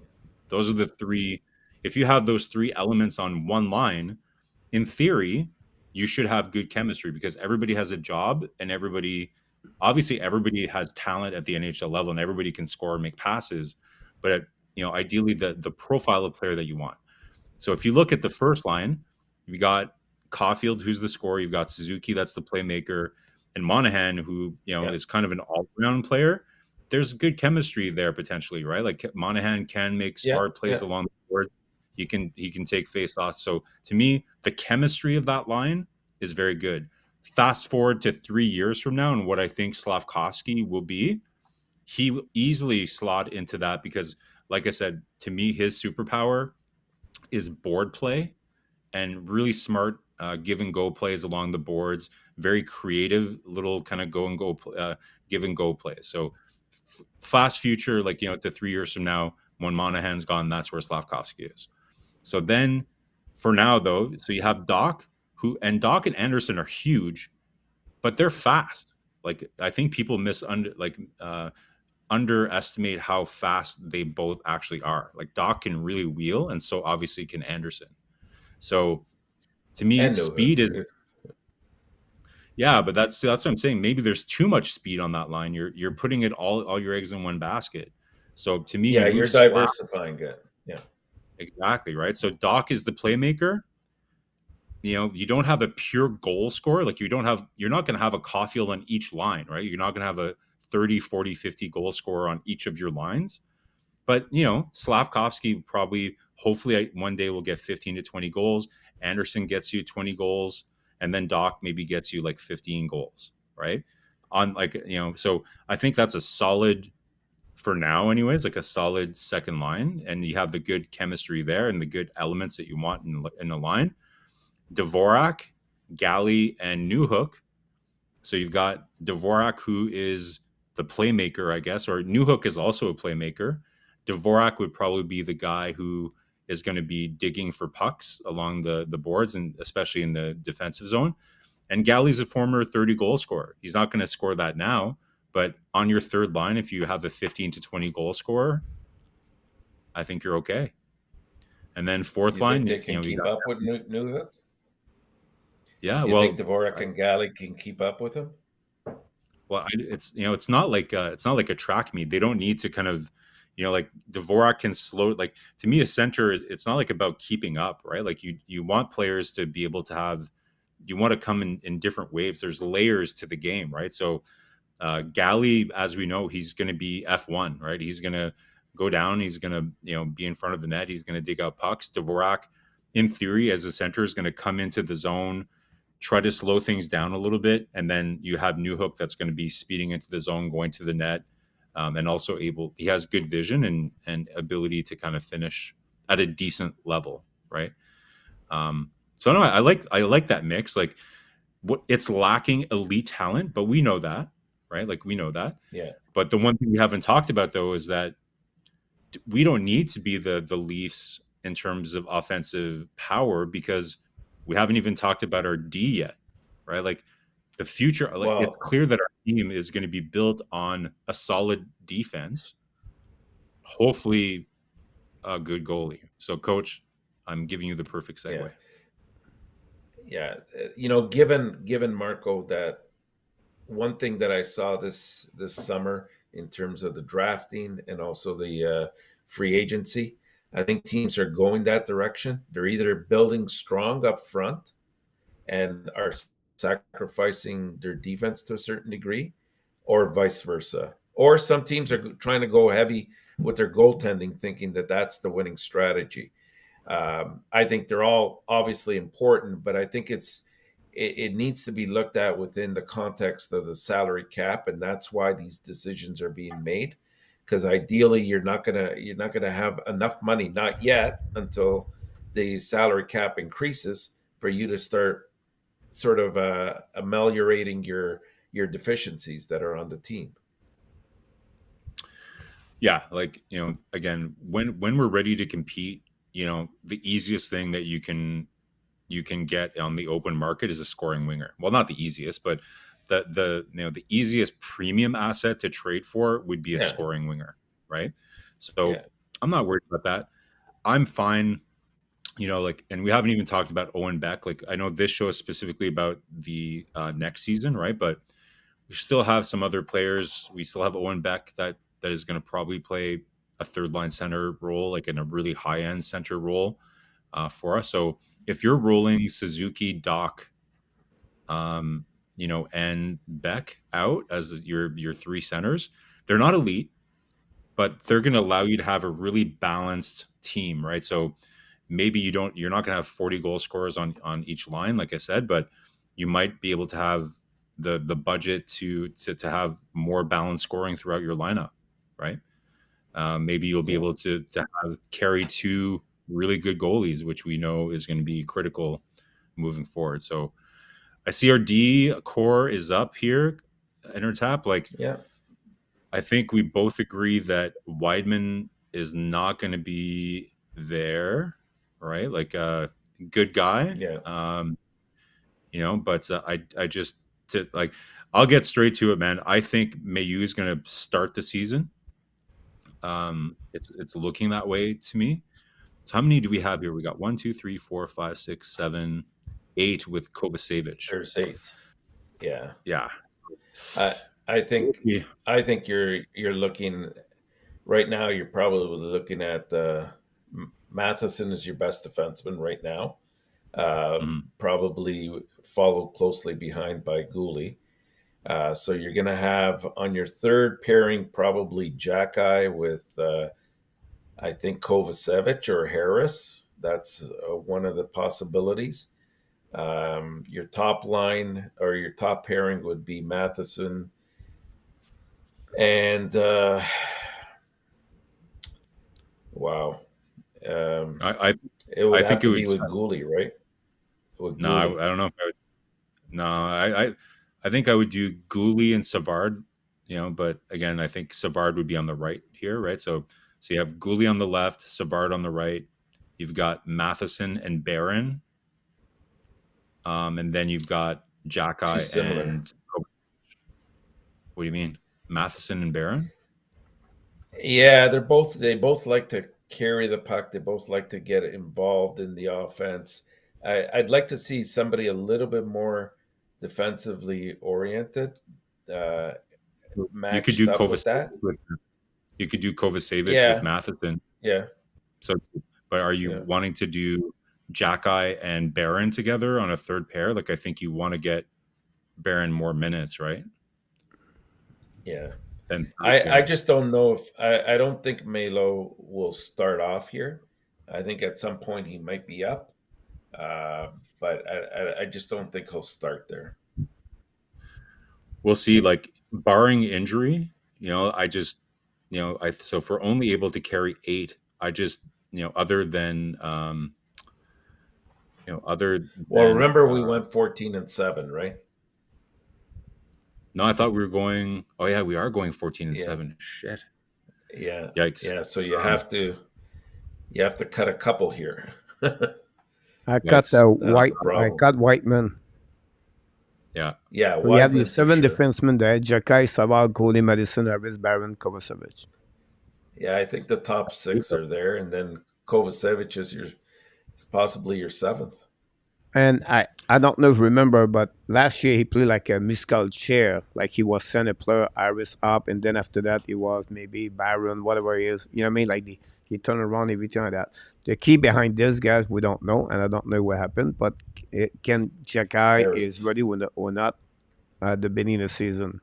That's the only thing Yeah. about that Yeah. about him. Yeah. Like if there's no injuries at all, like if there's not an open spot there, I don't see how like I don't think they're going to waive Kovacevic. I think they really like Kovacevic. Yeah. But if there's an opportunity for MEILLEUR to start, I think they will give him that shot. But I don't see they're that. just if there is That if there's a spot that open. might only happen, Marco, if Harris is part of a trade. Then I can No, but see MEILLEUR stepping in. let's say Barron gets injured in training camp. Oh, I see. Well, Yeah, sure. injury could be a problem. It could be a bit. That's the reason last year some players step up because Madison Yeah. and Edmondson it was hurt, so they open up a spot for Iris possible or Jack Guy, whatever you want to call them. This year I don't see that. That's the reason I said Mayu is going to start a Laval Rocket. Same situation with maybe other forward we talked about earlier. They will stay like Eneman. It could be started at Laval because you have no spot until they open up spot like for Hoffman and injury like they were racked. But I don't see that. The 7th player we talk about like this, for me, I don't see that. And for the benefit for Mayu, I'm telling you right now, it'll be good for a play for him and Laval Rocket for his benefit. Now he can maybe get a call one game there, but. Barring injury. I agree. Now, on the flip side, Marco and ENORTAP, remember last year, we talked like that, right? We saw this, but nobody, I didn't see that coming. When Byron have a really bad training camp, and that opened up another spot for someone else inside that, And I don't say that. We talk about, I don't know, maybe Iris a really bad training camp, or Jakai is maybe not there yet, and they maybe give him a little bit more time. I don't know. I just open up door that way. It makes sense. Yeah. I think ultimately, if any of these guys get injured or falter, he's ready to be this year's Jack-Eye. I think he's right there. Like he's knocking on the door in terms of his physical ability. Like I think he has a lot to learn about the pro game. There's no question about that. But I think there's no question that he's going to be knocking on the door. And the old Marc Bergevin line, they want players to make life difficult for them, right? So like if he just kills it in the preseason, you just never know what can happen, right? Like maybe they force their hand and they do get rid of a Kovacevic or something to make room for him, right? But it's not likely. I do like if I had my way, I would like to see him play a whole year in Laval and maybe get 4 or 5 games throughout the year just to give him a taste. But we'll have to see. But you're right about Barron, coach. Like he had a very, very tough training camp and not a great season to start in Laval either. He had some good moments when he was called up on a second time around, but then we saw some of the things that we don't like as much creep back into his game at certain points. I watched him pretty closely at the World Championships. I think it was a great experience for him to go to the World Championship and win a gold medal, and he played pretty significant minutes too, right? Like he wasn't like an extra player. Like he played regular minutes on Team Canada and he did pretty well. He was on it for a couple of goals against that I noticed. And I think the biggest thing with Barron is just he has he is still a bit skinny and a bit light. He's tall, but he needs to just be a little bit meaner and tougher in battles. I think that's the biggest his biggest knock on his game right now is just his compete level, his physicality around the net. Because there's no question that he has NHL tools. Like he can skate, he can pass, he can shoot. He's got good vision. It's just a little bit more compete on the defensive side of the puck and just a bit meaner. Just wanted to clear the net a bit more, a little hungrier. So, what do you think of? Do you agree, ENORTAP? Like you were pretty impressed with Barron when he came back up, but then we saw some things kind of creep back into his game. Yeah, and we forget that he's still very young, and I think it's about confidence with him and repetition of what it means to play within a system properly. I think he was initially, in training camp, he was trying to do way too much. And when he saw that that wasn't possible or it wasn't materializing for him, that's when the confidence left. And so it took time for him to go back down. And even when he went down to Laval, I'd say the first 3 weeks or so, he was not himself. Even longer. Yeah, maybe. It was like a couple. Yeah, you might be right. Yeah. So, I mean, I look at the 4 guys the coach has under extras right now, and I wouldn't rush any of them. Like I said, MEILLEUR, in case of an emergency, you're right, Marco. He is able to. He's of the 4, he's probably the most NHL ready, but he still needs that extra year under his belt, just to develop exactly into what we need. And I think we're set with what we got there on the top. It's just a matter of who do you pair with whom, and again, you go with Savard and Gouli, I would say, and you got Matheson with Barron, and then you either have Harris and Kovacevic with Xhekaj, assuming everybody's healthy. Yeah, I think we can't sleep. But I don't know, guys. A lot of I know we talk a lot about Struble recently. And I know Engstrom was really solid the year last year, and I know he's got potential, another left-hand D, but Trudeau, man, every time I've watched him play, and he had such a good year in Laval, it's just incredible the amount of depth that we still have on left-hand defensemen. Dear God, we still need to kind of figure out if we can package something out. It's just really hard to make any kind of hockey trades right now, right? But I like Trudeau. He's good. Yeah, he's good. He's a good player. Yeah.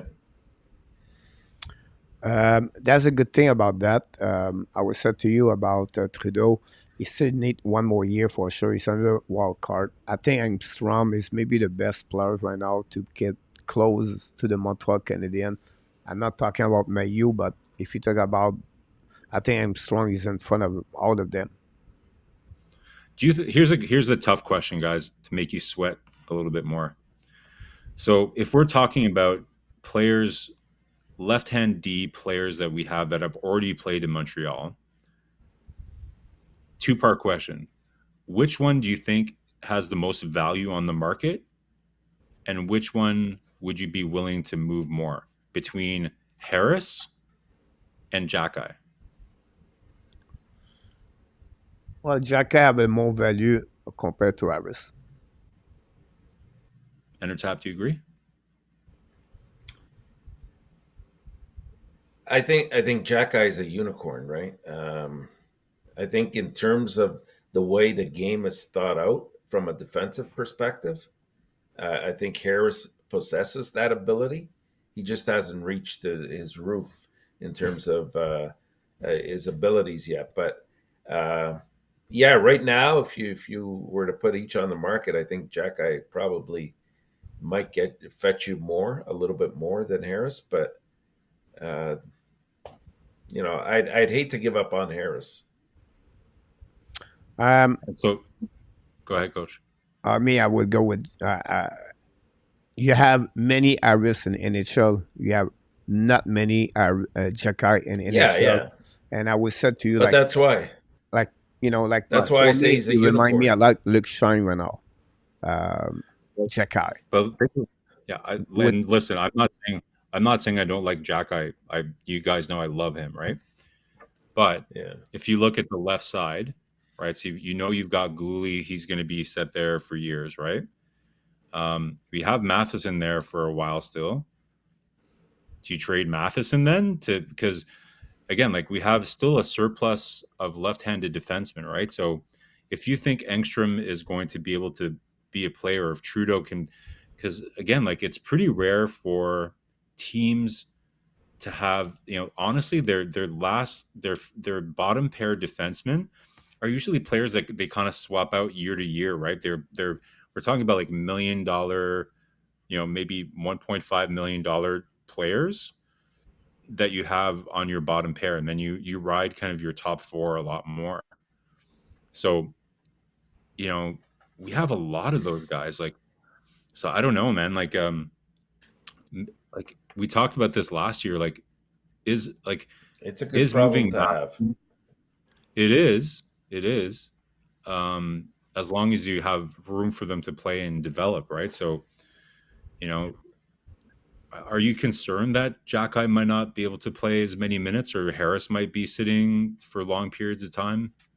Yeah. You are concerned about that? It's funny because we want to tell everybody now, and maybe I think I forgot to tell you not that, but next Wednesday, guys, we're going to do a roster for 24-25. So because it's a great conversation. But if you think that way right now, in our tab, Jacky, MARKO, is, in my opinion, if you think a little bit further, Cooley, Hudson, our two defensemen need to be at the top four at that moment. And the right side, it should be Reinbacher and it should be MEILLEUR. So that would be your top four right there. And then after that, Madison will be out, Savard will be out. And now you can keep on the bottom there, Barron. You can have Jacky over there. And I think and Engstrom. I think Trudeau have no spot. Harris have no spot over there. No, they don't. Yeah. And that would be Jacky for me, the seventh defenseman where you patch up when you need it at specific. And you need a guy like this. You go to the playoff. You know what I mean? Like a guy like Jacky playoff, maybe you use second pairing. You remove now, use Hudson or the third pairing at some level. And that's the reason for me. I would keep Jacky. That's the reason why Harris had no spot for him in the future. And Trudeau is the same thing. But Trudeau and Harris guy is copycat. It's 6 foot, both of them, 185. You don't talk yet about Jaden Strobel, another 6 foot. You know what I mean? I can go all the way like that. I heard you say that on air last night, Coach. I don't think you're comparing Harris and Struble. Like Struble is put together like a brick shithouse. Like he might be the same height as Harris, but not at all the same kind of human being. Like, have you seen that guy? He is jacked. He's an Adonis. The trend between both is like Harris is more complete overall. Strobel is really more the home house defenseman, not a puck mover. It's not a defense, an offensive. As a guy, maybe you can use maybe at the third pairing at some point. His development is still there. The ceiling is not reached again. I heard you say that on air last night, and I almost logged in so I could debate that with you because there might be the same height, but like it's not even like. Have you seen Harris? Like he looks like Struble. He's like Struble is a monster. He clears the front of the net very well. Didn't Bergevin call him like a Greek god or something like that at the draft? Like he was already the Adonis, Greek Adonis. So pretty descriptive. We want to welcome guys KMS. I just want to welcome. I think it's the first time, so welcome to the show. We said to you, KMS, Hudson does not play this year with Montreal. He's going to play with Boston College, Boston University, BU next season. So he's not part of. That's the reason we don't put the name of Hudson tonight and Engstrom. Engstrom have 1 more year contract over there, so he cannot play with the Montreal Canadiens. So that's name was not there on the prospect. It's because we don't expect them to be part of the Montreal Canadiens. For me, for all the players right now tonight, I was sharing with you before we talk with Newhook, before we leave the building, is Joshua Roy is maybe the players. If we talk about Owen Beck and Meilleauer, I just be careful about Joshua Roy. I think Roy could have some kind of surprise in that No, training camp for me. He could. I think he might deserve that. But if you look at the press conference that JF Hood had about kind of what he observed over the first couple of days of rookie camp, it's like he's developed his whole freaking season around having Roy there. Like he expects him to play many, many important minutes. So I would be shocked. Like Roy would have to just absolutely blow people away. And there'd have to be lots of injuries, or they would be able to magically clear some of these contracts. But I think he might be a revelation. I'm hoping that he is, because when we do the shows in the coming weeks and we're projecting the lineups like next year and years after that, he's a big part of what I see. Like I think he Well, I needs to think be in our. Roy and Beck together is the next duo. We talk about duo earlier. That's for Yeah. me, for all the other prospects. This is the duo I'm looking for in the future for the Montreal Canadiens. I don't know. Yeah, definitely. Definitely. You're ruining our show for next week. I know. I agree with that. Yeah. And this sort of highlights my point as well. What I was trying to pinpoint earlier was the fact that we looked at the forward group, and I said I saw some holes. And now you look at the defensive core, and I don't see those holes, because there's obviously a surplus of players that will come up and play, which puts you in a very good position, I think, because as you mentioned before, you can always take one or two of those left-handed defensemen and package them in a deal that gets you that good forward, whether it's a scoring winger or another centerman. So that's part of the reason I think they even lean towards Reinbacher to create that to complete that right side, to get somebody of his size and potential, but also to create this environment where they have pieces in the cupboard to deal with when the time is right. Yeah, it's kind of like. Sorry, go ahead, Coach. Why don't go ahead and add one more thing before we move on with your hook. We'll try to get out here at 11 o'clock. We have no quiz, no worry about that. I was just going to make a bad joke about, it's kind of like it's kind of like collecting Infinity Stones in the Marvel movies. Like you have to collect all the stones. Like, so the Canadians have collected all the stones for their defensemen, like the green one, the red one, the purple one, whatever it is. So the gauntlet is full of like all the defensemen that they need. Lots to figure out at forward yet. It's like I said, Coach, though, when we knew that we weren't going to be finishing in the top 3 or 4, we knew like it wasn't likely that we were going to be getting an elite forward in this draft. I know you were. Again, I think it's Gary Bettman planned this out this summer. I blame the Boston Bruins. I blame all kinds of different. Boston should have eliminated Florida in the first. Like, it's not a coincidence. So somehow our pick that was supposed to be 15th ended up 31st, and then we traded it for Newhook. It's funny because if you pick 17, you don't have Newhook right now. We don't talk about Newhook right now. No. Yeah. I think it's the Illuminati, or I don't know what it is, but either way, it doesn't matter. It just means that the whole, like, people think there's only one way to build a team. Like we talked about this a couple weeks ago, right? I know I'm boring you, Coach. I'm sorry. Vegas didn't build the team through the draft, right? Like there's different ways to build it. So we're collecting all these assets. It's not the only way for you to build a team is to build it like the Leafs. And again, the Leafs haven't won anything yet. So like you don't necessarily need to have 3 elite, kind of scoring forward in your team to win. Like I think there's certain pieces that you absolutely do need. But we're going the Carolina Hurricanes kind of model, right? Like just 4 lines that are just going to continuously come at you and just wear you down with speed, play the right way, play intense hockey, and be opportunistic. Um, we just for I think Carolina, the biggest thing, like Carolina, man, like they're going to be competitive again next year. Like, if they can get the they're goal, going to be a favorite. They're going to be the yeah, like favorite. if they get goaltending, like, so I don't mind building that kind of model. Like I personally don't mind having a team that's built like that.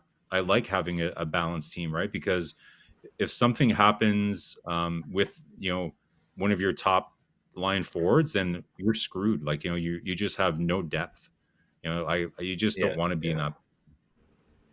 Look, Marco, it's not a revelation, and I've been saying it all along. Defense wins games for you, especially when it comes to the playoffs. And it's not just in hockey. I would venture to say it's in pretty much any sport.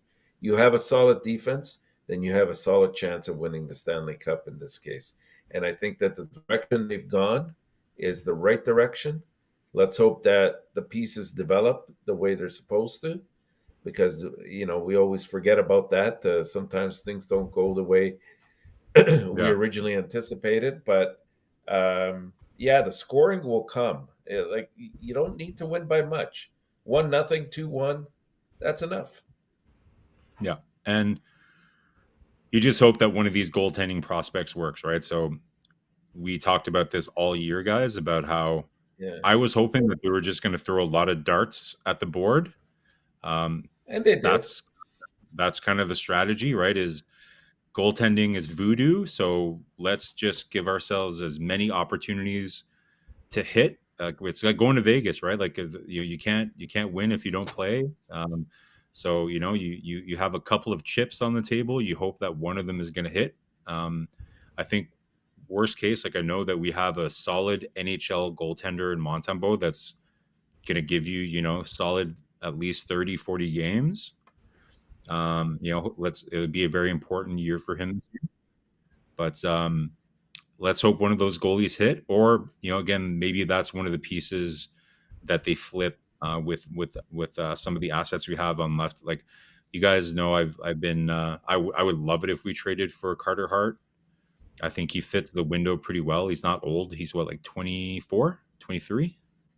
So 24. he's like Yeah, 24. 24. Right in the same window as Doc and Suzuki and Caulfield. Like, if we can make that work, it's definitely something I would do. I know some people are not really high on Carter Hart. There's some rumors about kind of the Team Canada thing. I don't think he was involved in that. I don't know if there's anything like that. Then that might make He it was in the problematic. team. That's the reason behind that. He was on the Yeah, team, but I don't. Yeah. he's denied it, obviously, not Yeah. being on the team, obviously, but any involvement. But Yeah. still, until there's some kind of completion to that investigation, it's always going to hang over your head like a dark cloud, right? Yeah. But Wasn't that yeah, supposed I to be? mean, there's The investigation was supposed to be done. Like, maybe they're just waiting until the draft and everything is over. They're probably going to release it on a Friday, like 6 p.m. or whatever, and try at to bury midnight. it. Like, yeah. But I thought that the NHL had finished their investigation there, right? So if I was one of the players that was on that Canada World Junior team, I would want that. Like, can you just please finish this investigation so that this is like finalized? And it's probably a lot of teams that would like that to be over too, right? Yeah. Yeah, would be interesting. They talk about the question come from the 199 91 about goalies, everything like that. I think you think about this like a couple of weeks ago. We never thought Montreal have a lot of goalies. Now they're getting more and more, and I think two of them would be interesting. A Fowler, see his development would be you, and then the new goaltender for Laval Rocket, Dubas. Is going to be now with the Montreal. I really like the style. I see what the development camp. So it will take time. You have to be patient and to answer to 91. But you have two ways you can get a new goaltender: via trade or via UF free. If necessary, you're looking for, like just Marco talk about Carter Hart, or you can have a goaltender on the UF free at some point. Devon Out is in the house. Welcome back, Devon. Many will do, guys. Something that they make him fall in the playoff cup. Have a good defenseman. They can shoot the puck and get some goal too. Talk about Vegas about this one. If Price did not get injured, would be a playoff team year after year. What a blow about Carey Price for that one over there. They're very smart, going to get a good team in a few years. Try to pick it up, everybody in the chat, Mr. ENORTAP. Before we get out here, we get about 5 more minutes. You can maybe talking about contract Newhook. What your expectation? One of you can start. Not a problem. Yeah, I mentioned ahead, it man. yesterday. I think it'll be in the neighborhood of 2.5 to 3, maybe 3.5 at the max right now, but possibly 2.5 to 2.8 to 3 at the most. And I expect it to be a bridge contract. So we're looking at maybe 3 years to start off with, because I think he wants to also cash in on the fact that he still has those tools in his toolkit and that he can show what he's capable of, and that gives him ample time to bank one more big contract for himself down the road, whether it's with Montreal or not. So I would say 2.5 to 3.5. That's I like, to me, what I notice about this is this follows exactly the pattern of Doc, right? Like, this is this year's Doc-like move, right? Them trading assets to get a player that is a young resource that to speed up the process and all that, right? So, I think if they chose the same path by trading for him, maybe they're going to choose the same path in terms of the type of contract that they want to lock him up for. So if you look at what Doc got last year, he got a 4-year deal at 3.3 million. Now, again, Doc is a former 3rd-round pick. Their production, though, is very similar, right? Like Newhook and Doc's performance, very similar. Probably He's more got games size. played. He's got size over him too, though. In all fairness. So let's compare, right? So Newhook's got a Stanley Cup. that's pretty good. He's got more games played. He's got more games played, but the point per game is very similar, right? So, but Doc, they're both centers. Doc is bigger. Doc was drafted 3rd overall. Newhook was drafted, I believe, 16th overall, right after Caulfield.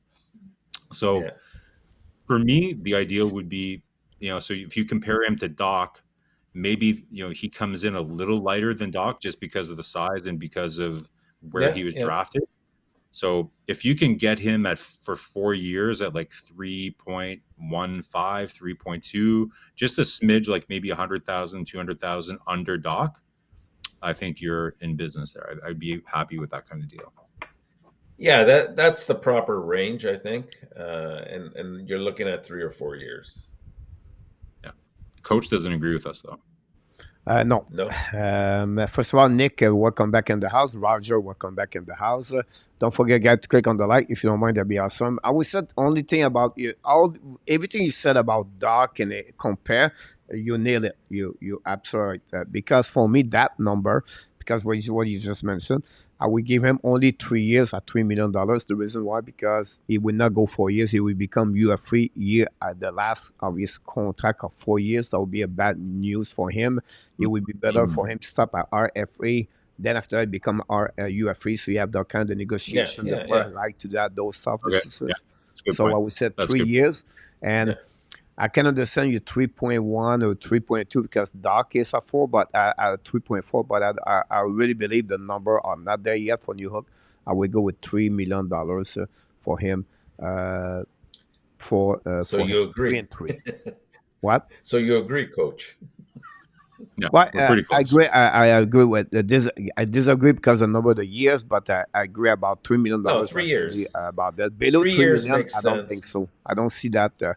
But they love the 875, so maybe they will go at 2.875. They love those kind of 3 number at the end. They add for everybody. I think it's on that one. Yeah, I think that's safe to say that's the range. And like I said, he's going to bank on the fact that he's going to play for his future, and that'll be an 8-year contract that he gets afterwards. So yeah, the 3 years makes sense. What number do you think he wears, by the way? I don't He know. used to wear 18 for Colorado. What did he used to wear in junior in Newhook? I don't know. I'm sorry again. I'm not sure. What number did he have? What number do you think he'll wear, Coach? He used to wear 18, but what did he wear in junior? Do you know? I don't know which number he wear junior. He used to I wear feel number 9. 9 in my opinion, but I could be wrong. He used to wear number 9. Yeah, so he's not going to get that number either. I'm going to go on a lim and I'll say he'll reverse his numbers. He'll go 81. Let's go 81. For the upcoming for him now. Yeah, Yeah, I was going to say that too. Yeah, 81. Like, who's the last 81 we had? I guess it was Lars Eller. Did we? Yeah. I can't even remember. Anything you want to add? A lot of comments in the chat right now about this, and we'll see Max is in the house. Welcome back in the house. Alex, number 18 for RJ, the one number. Wash, number 27. What do you think about that? Sorry, what was the question? What's again? The question? Oh. What's the question? Did you ask me? Yeah, we're confused, Coach. I'm not. I'm still looking for the number on Newhook. Oh, it was 18 in Colorado, and he used to have number 9 in junior. So number 9. I think that he'll probably. Yeah. Really? Yeah. I just guess it. No, I could see it. I just did a Google look. He was number 9. They're all multiples of 9. That's what he seems to like. 27. Lane Hudson is the current number 81, by the way. Yeah, but okay. I know. I don't know if I believe he'll wear that number long term. That's a training camp kind of number for him, I think. Yeah, I like comments in the chat, guys, about the Sabres. By the way, Max, welcome in the house. I tried to pick up something. Question here. One, maybe we can finish this one over there. It was one of my my NHL news today, guys. Patrick Orvis and Mike Stone retirement, and NHL. Stone's going to be a director of player development for the Calgary Flame, by the way. Trade bait, it was there. We don't have no time to talk about this. The Brinkat, Nylander, Sheffley, Alibak, Carlson, and Gibson about that. But I would like to ask you about the situation with some kind of the UF3 like Tarasenko and just showing his agent, I think, today. And then what about William? Talk about Dumba. The rumor about Dumba, what I heard is he's going to try to get a contract with Arizona.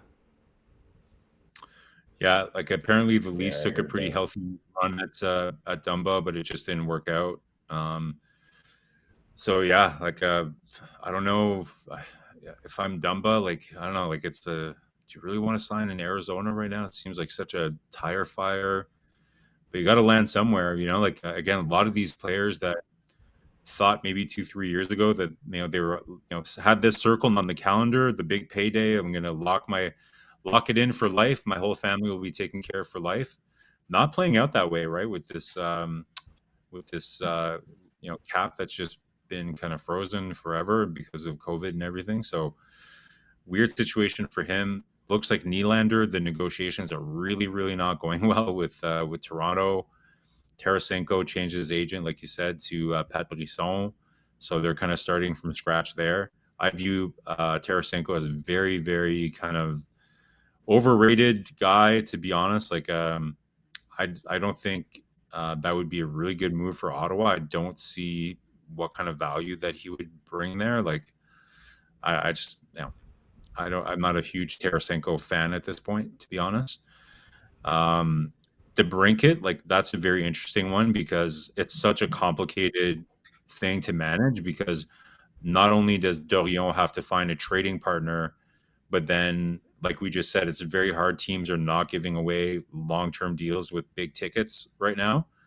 And DeBrincat, if they're able to find a trading partner, then Ottawa's allowed his agent to negotiate directly with other teams, but teams are hearing the number and they're not at all in the same neighborhood that he wants.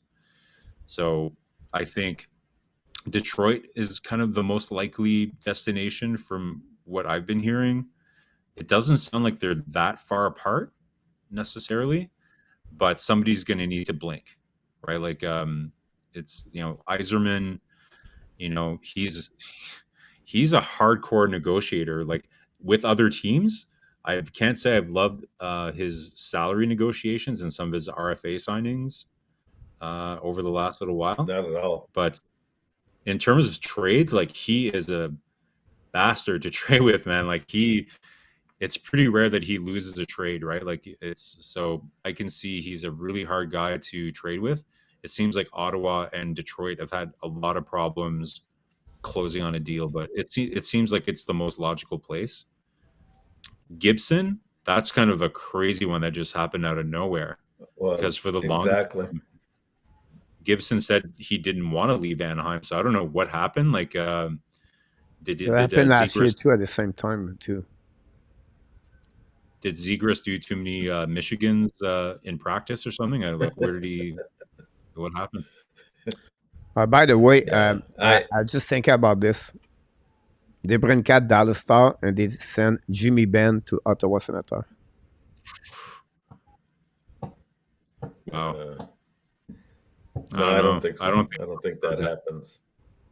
Yeah, it doesn't really fit. It doesn't fit Ottawa. It doesn't fit Ottawa, to be honest with you. Which player can hit like Jimmy Benn? How? And Ottawa, Tkachuk. About half the team on Ottawa can hit like that. Starting with which Tkachuk. player? Start with Tkachuk and work your way down. But which players have like 85-year-old man hips like Jamie? Or no, I just said like they don't have a lot of players. Like if you talk about like a player can play that level, third center, the money will be a problem there. But the problem with the Jimmy Benn about that because the Dallas Star want to trade Jimmy Benn. They try to figure out how they can trade him. Yeah, it's going to be hard. Like the guy's got. It's not easy. Yeah. It's not easy, and I think even guys like Carlson and Hellebuck, I think they're going to start with their respective teams, and then if something happens during the course of the year, because this Carlson deal is not going to get done very easily. It's too much money, too much term. Because San Jose announced they don't want to give 50% now. It's only 20, 30% or 40. They don't want to go. They want to give about $8 million for the team want him. But Coach, the thing is, even if they were willing to give 50%, like there aren't too many teams that have that cap space to make it work. They'd have to make a drastic change in their lineup in order to accommodate him. And I know there's been a lot of his name has been attached to Carolina for quite a bit. I think that would be the biggest mistake Carolina could make. There's a reason why Burns and Carlson did not work in San Jose, and you're going to reunite them. I just don't understand. I would going to give you the thing. He's going there, and Pittsburgh Penguins going to get Carlson. Yeah, to me that makes the most sense. Like, what money? They would give. Guys, they would send Jeff Petrie in return. Yeah.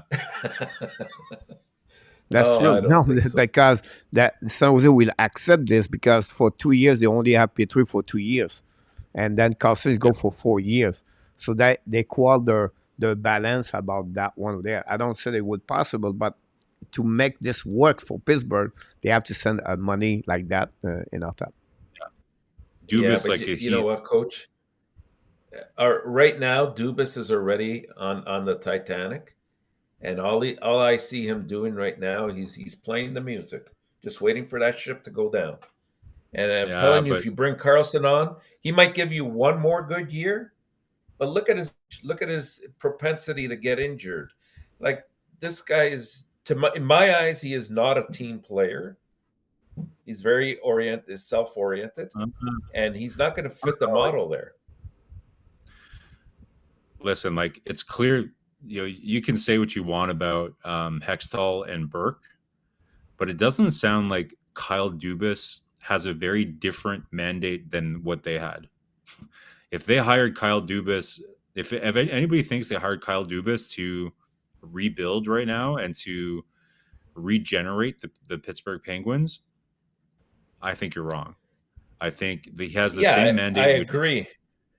Yeah. I agree, So Marco. You're absolutely right. But the problem is sometimes you have to read the room, and Pittsburgh's arrived at a stage now. Not too dissimilar to Washington, right? They're San Jose coming a on couple in years. age, right? And you cannot win that way. You cannot just bring in a player here and there and hope that I still have Crosby and I still have Malkin and I still have Letang and this could be our year where we win. They took Well, another chance with Jari.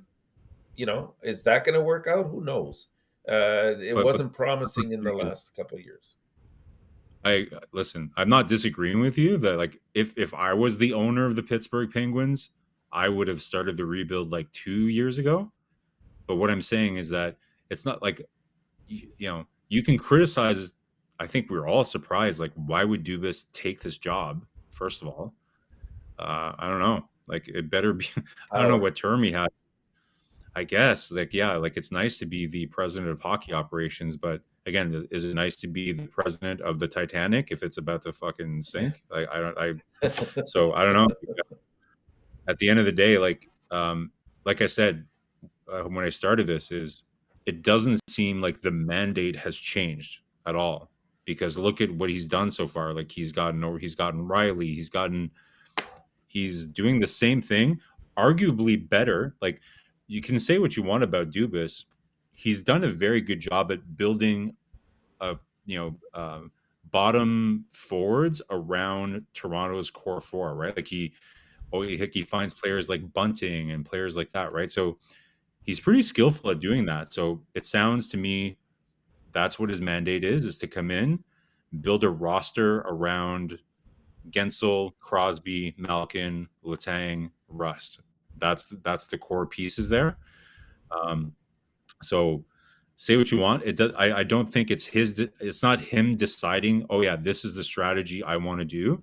That's the mandate that he's been given, and it's not any different from what Burke and Hextall mandate was. The question is, will he do it better? Will he give them a better chance to win right away? And then at some point, he's gonna, one thing you can't underestimate, guys. Sometimes it's easier. Sometimes it can be faster to really break things up than we think, right? Like these, like Malkin, Crosby, and Letang don't have super long-term deals.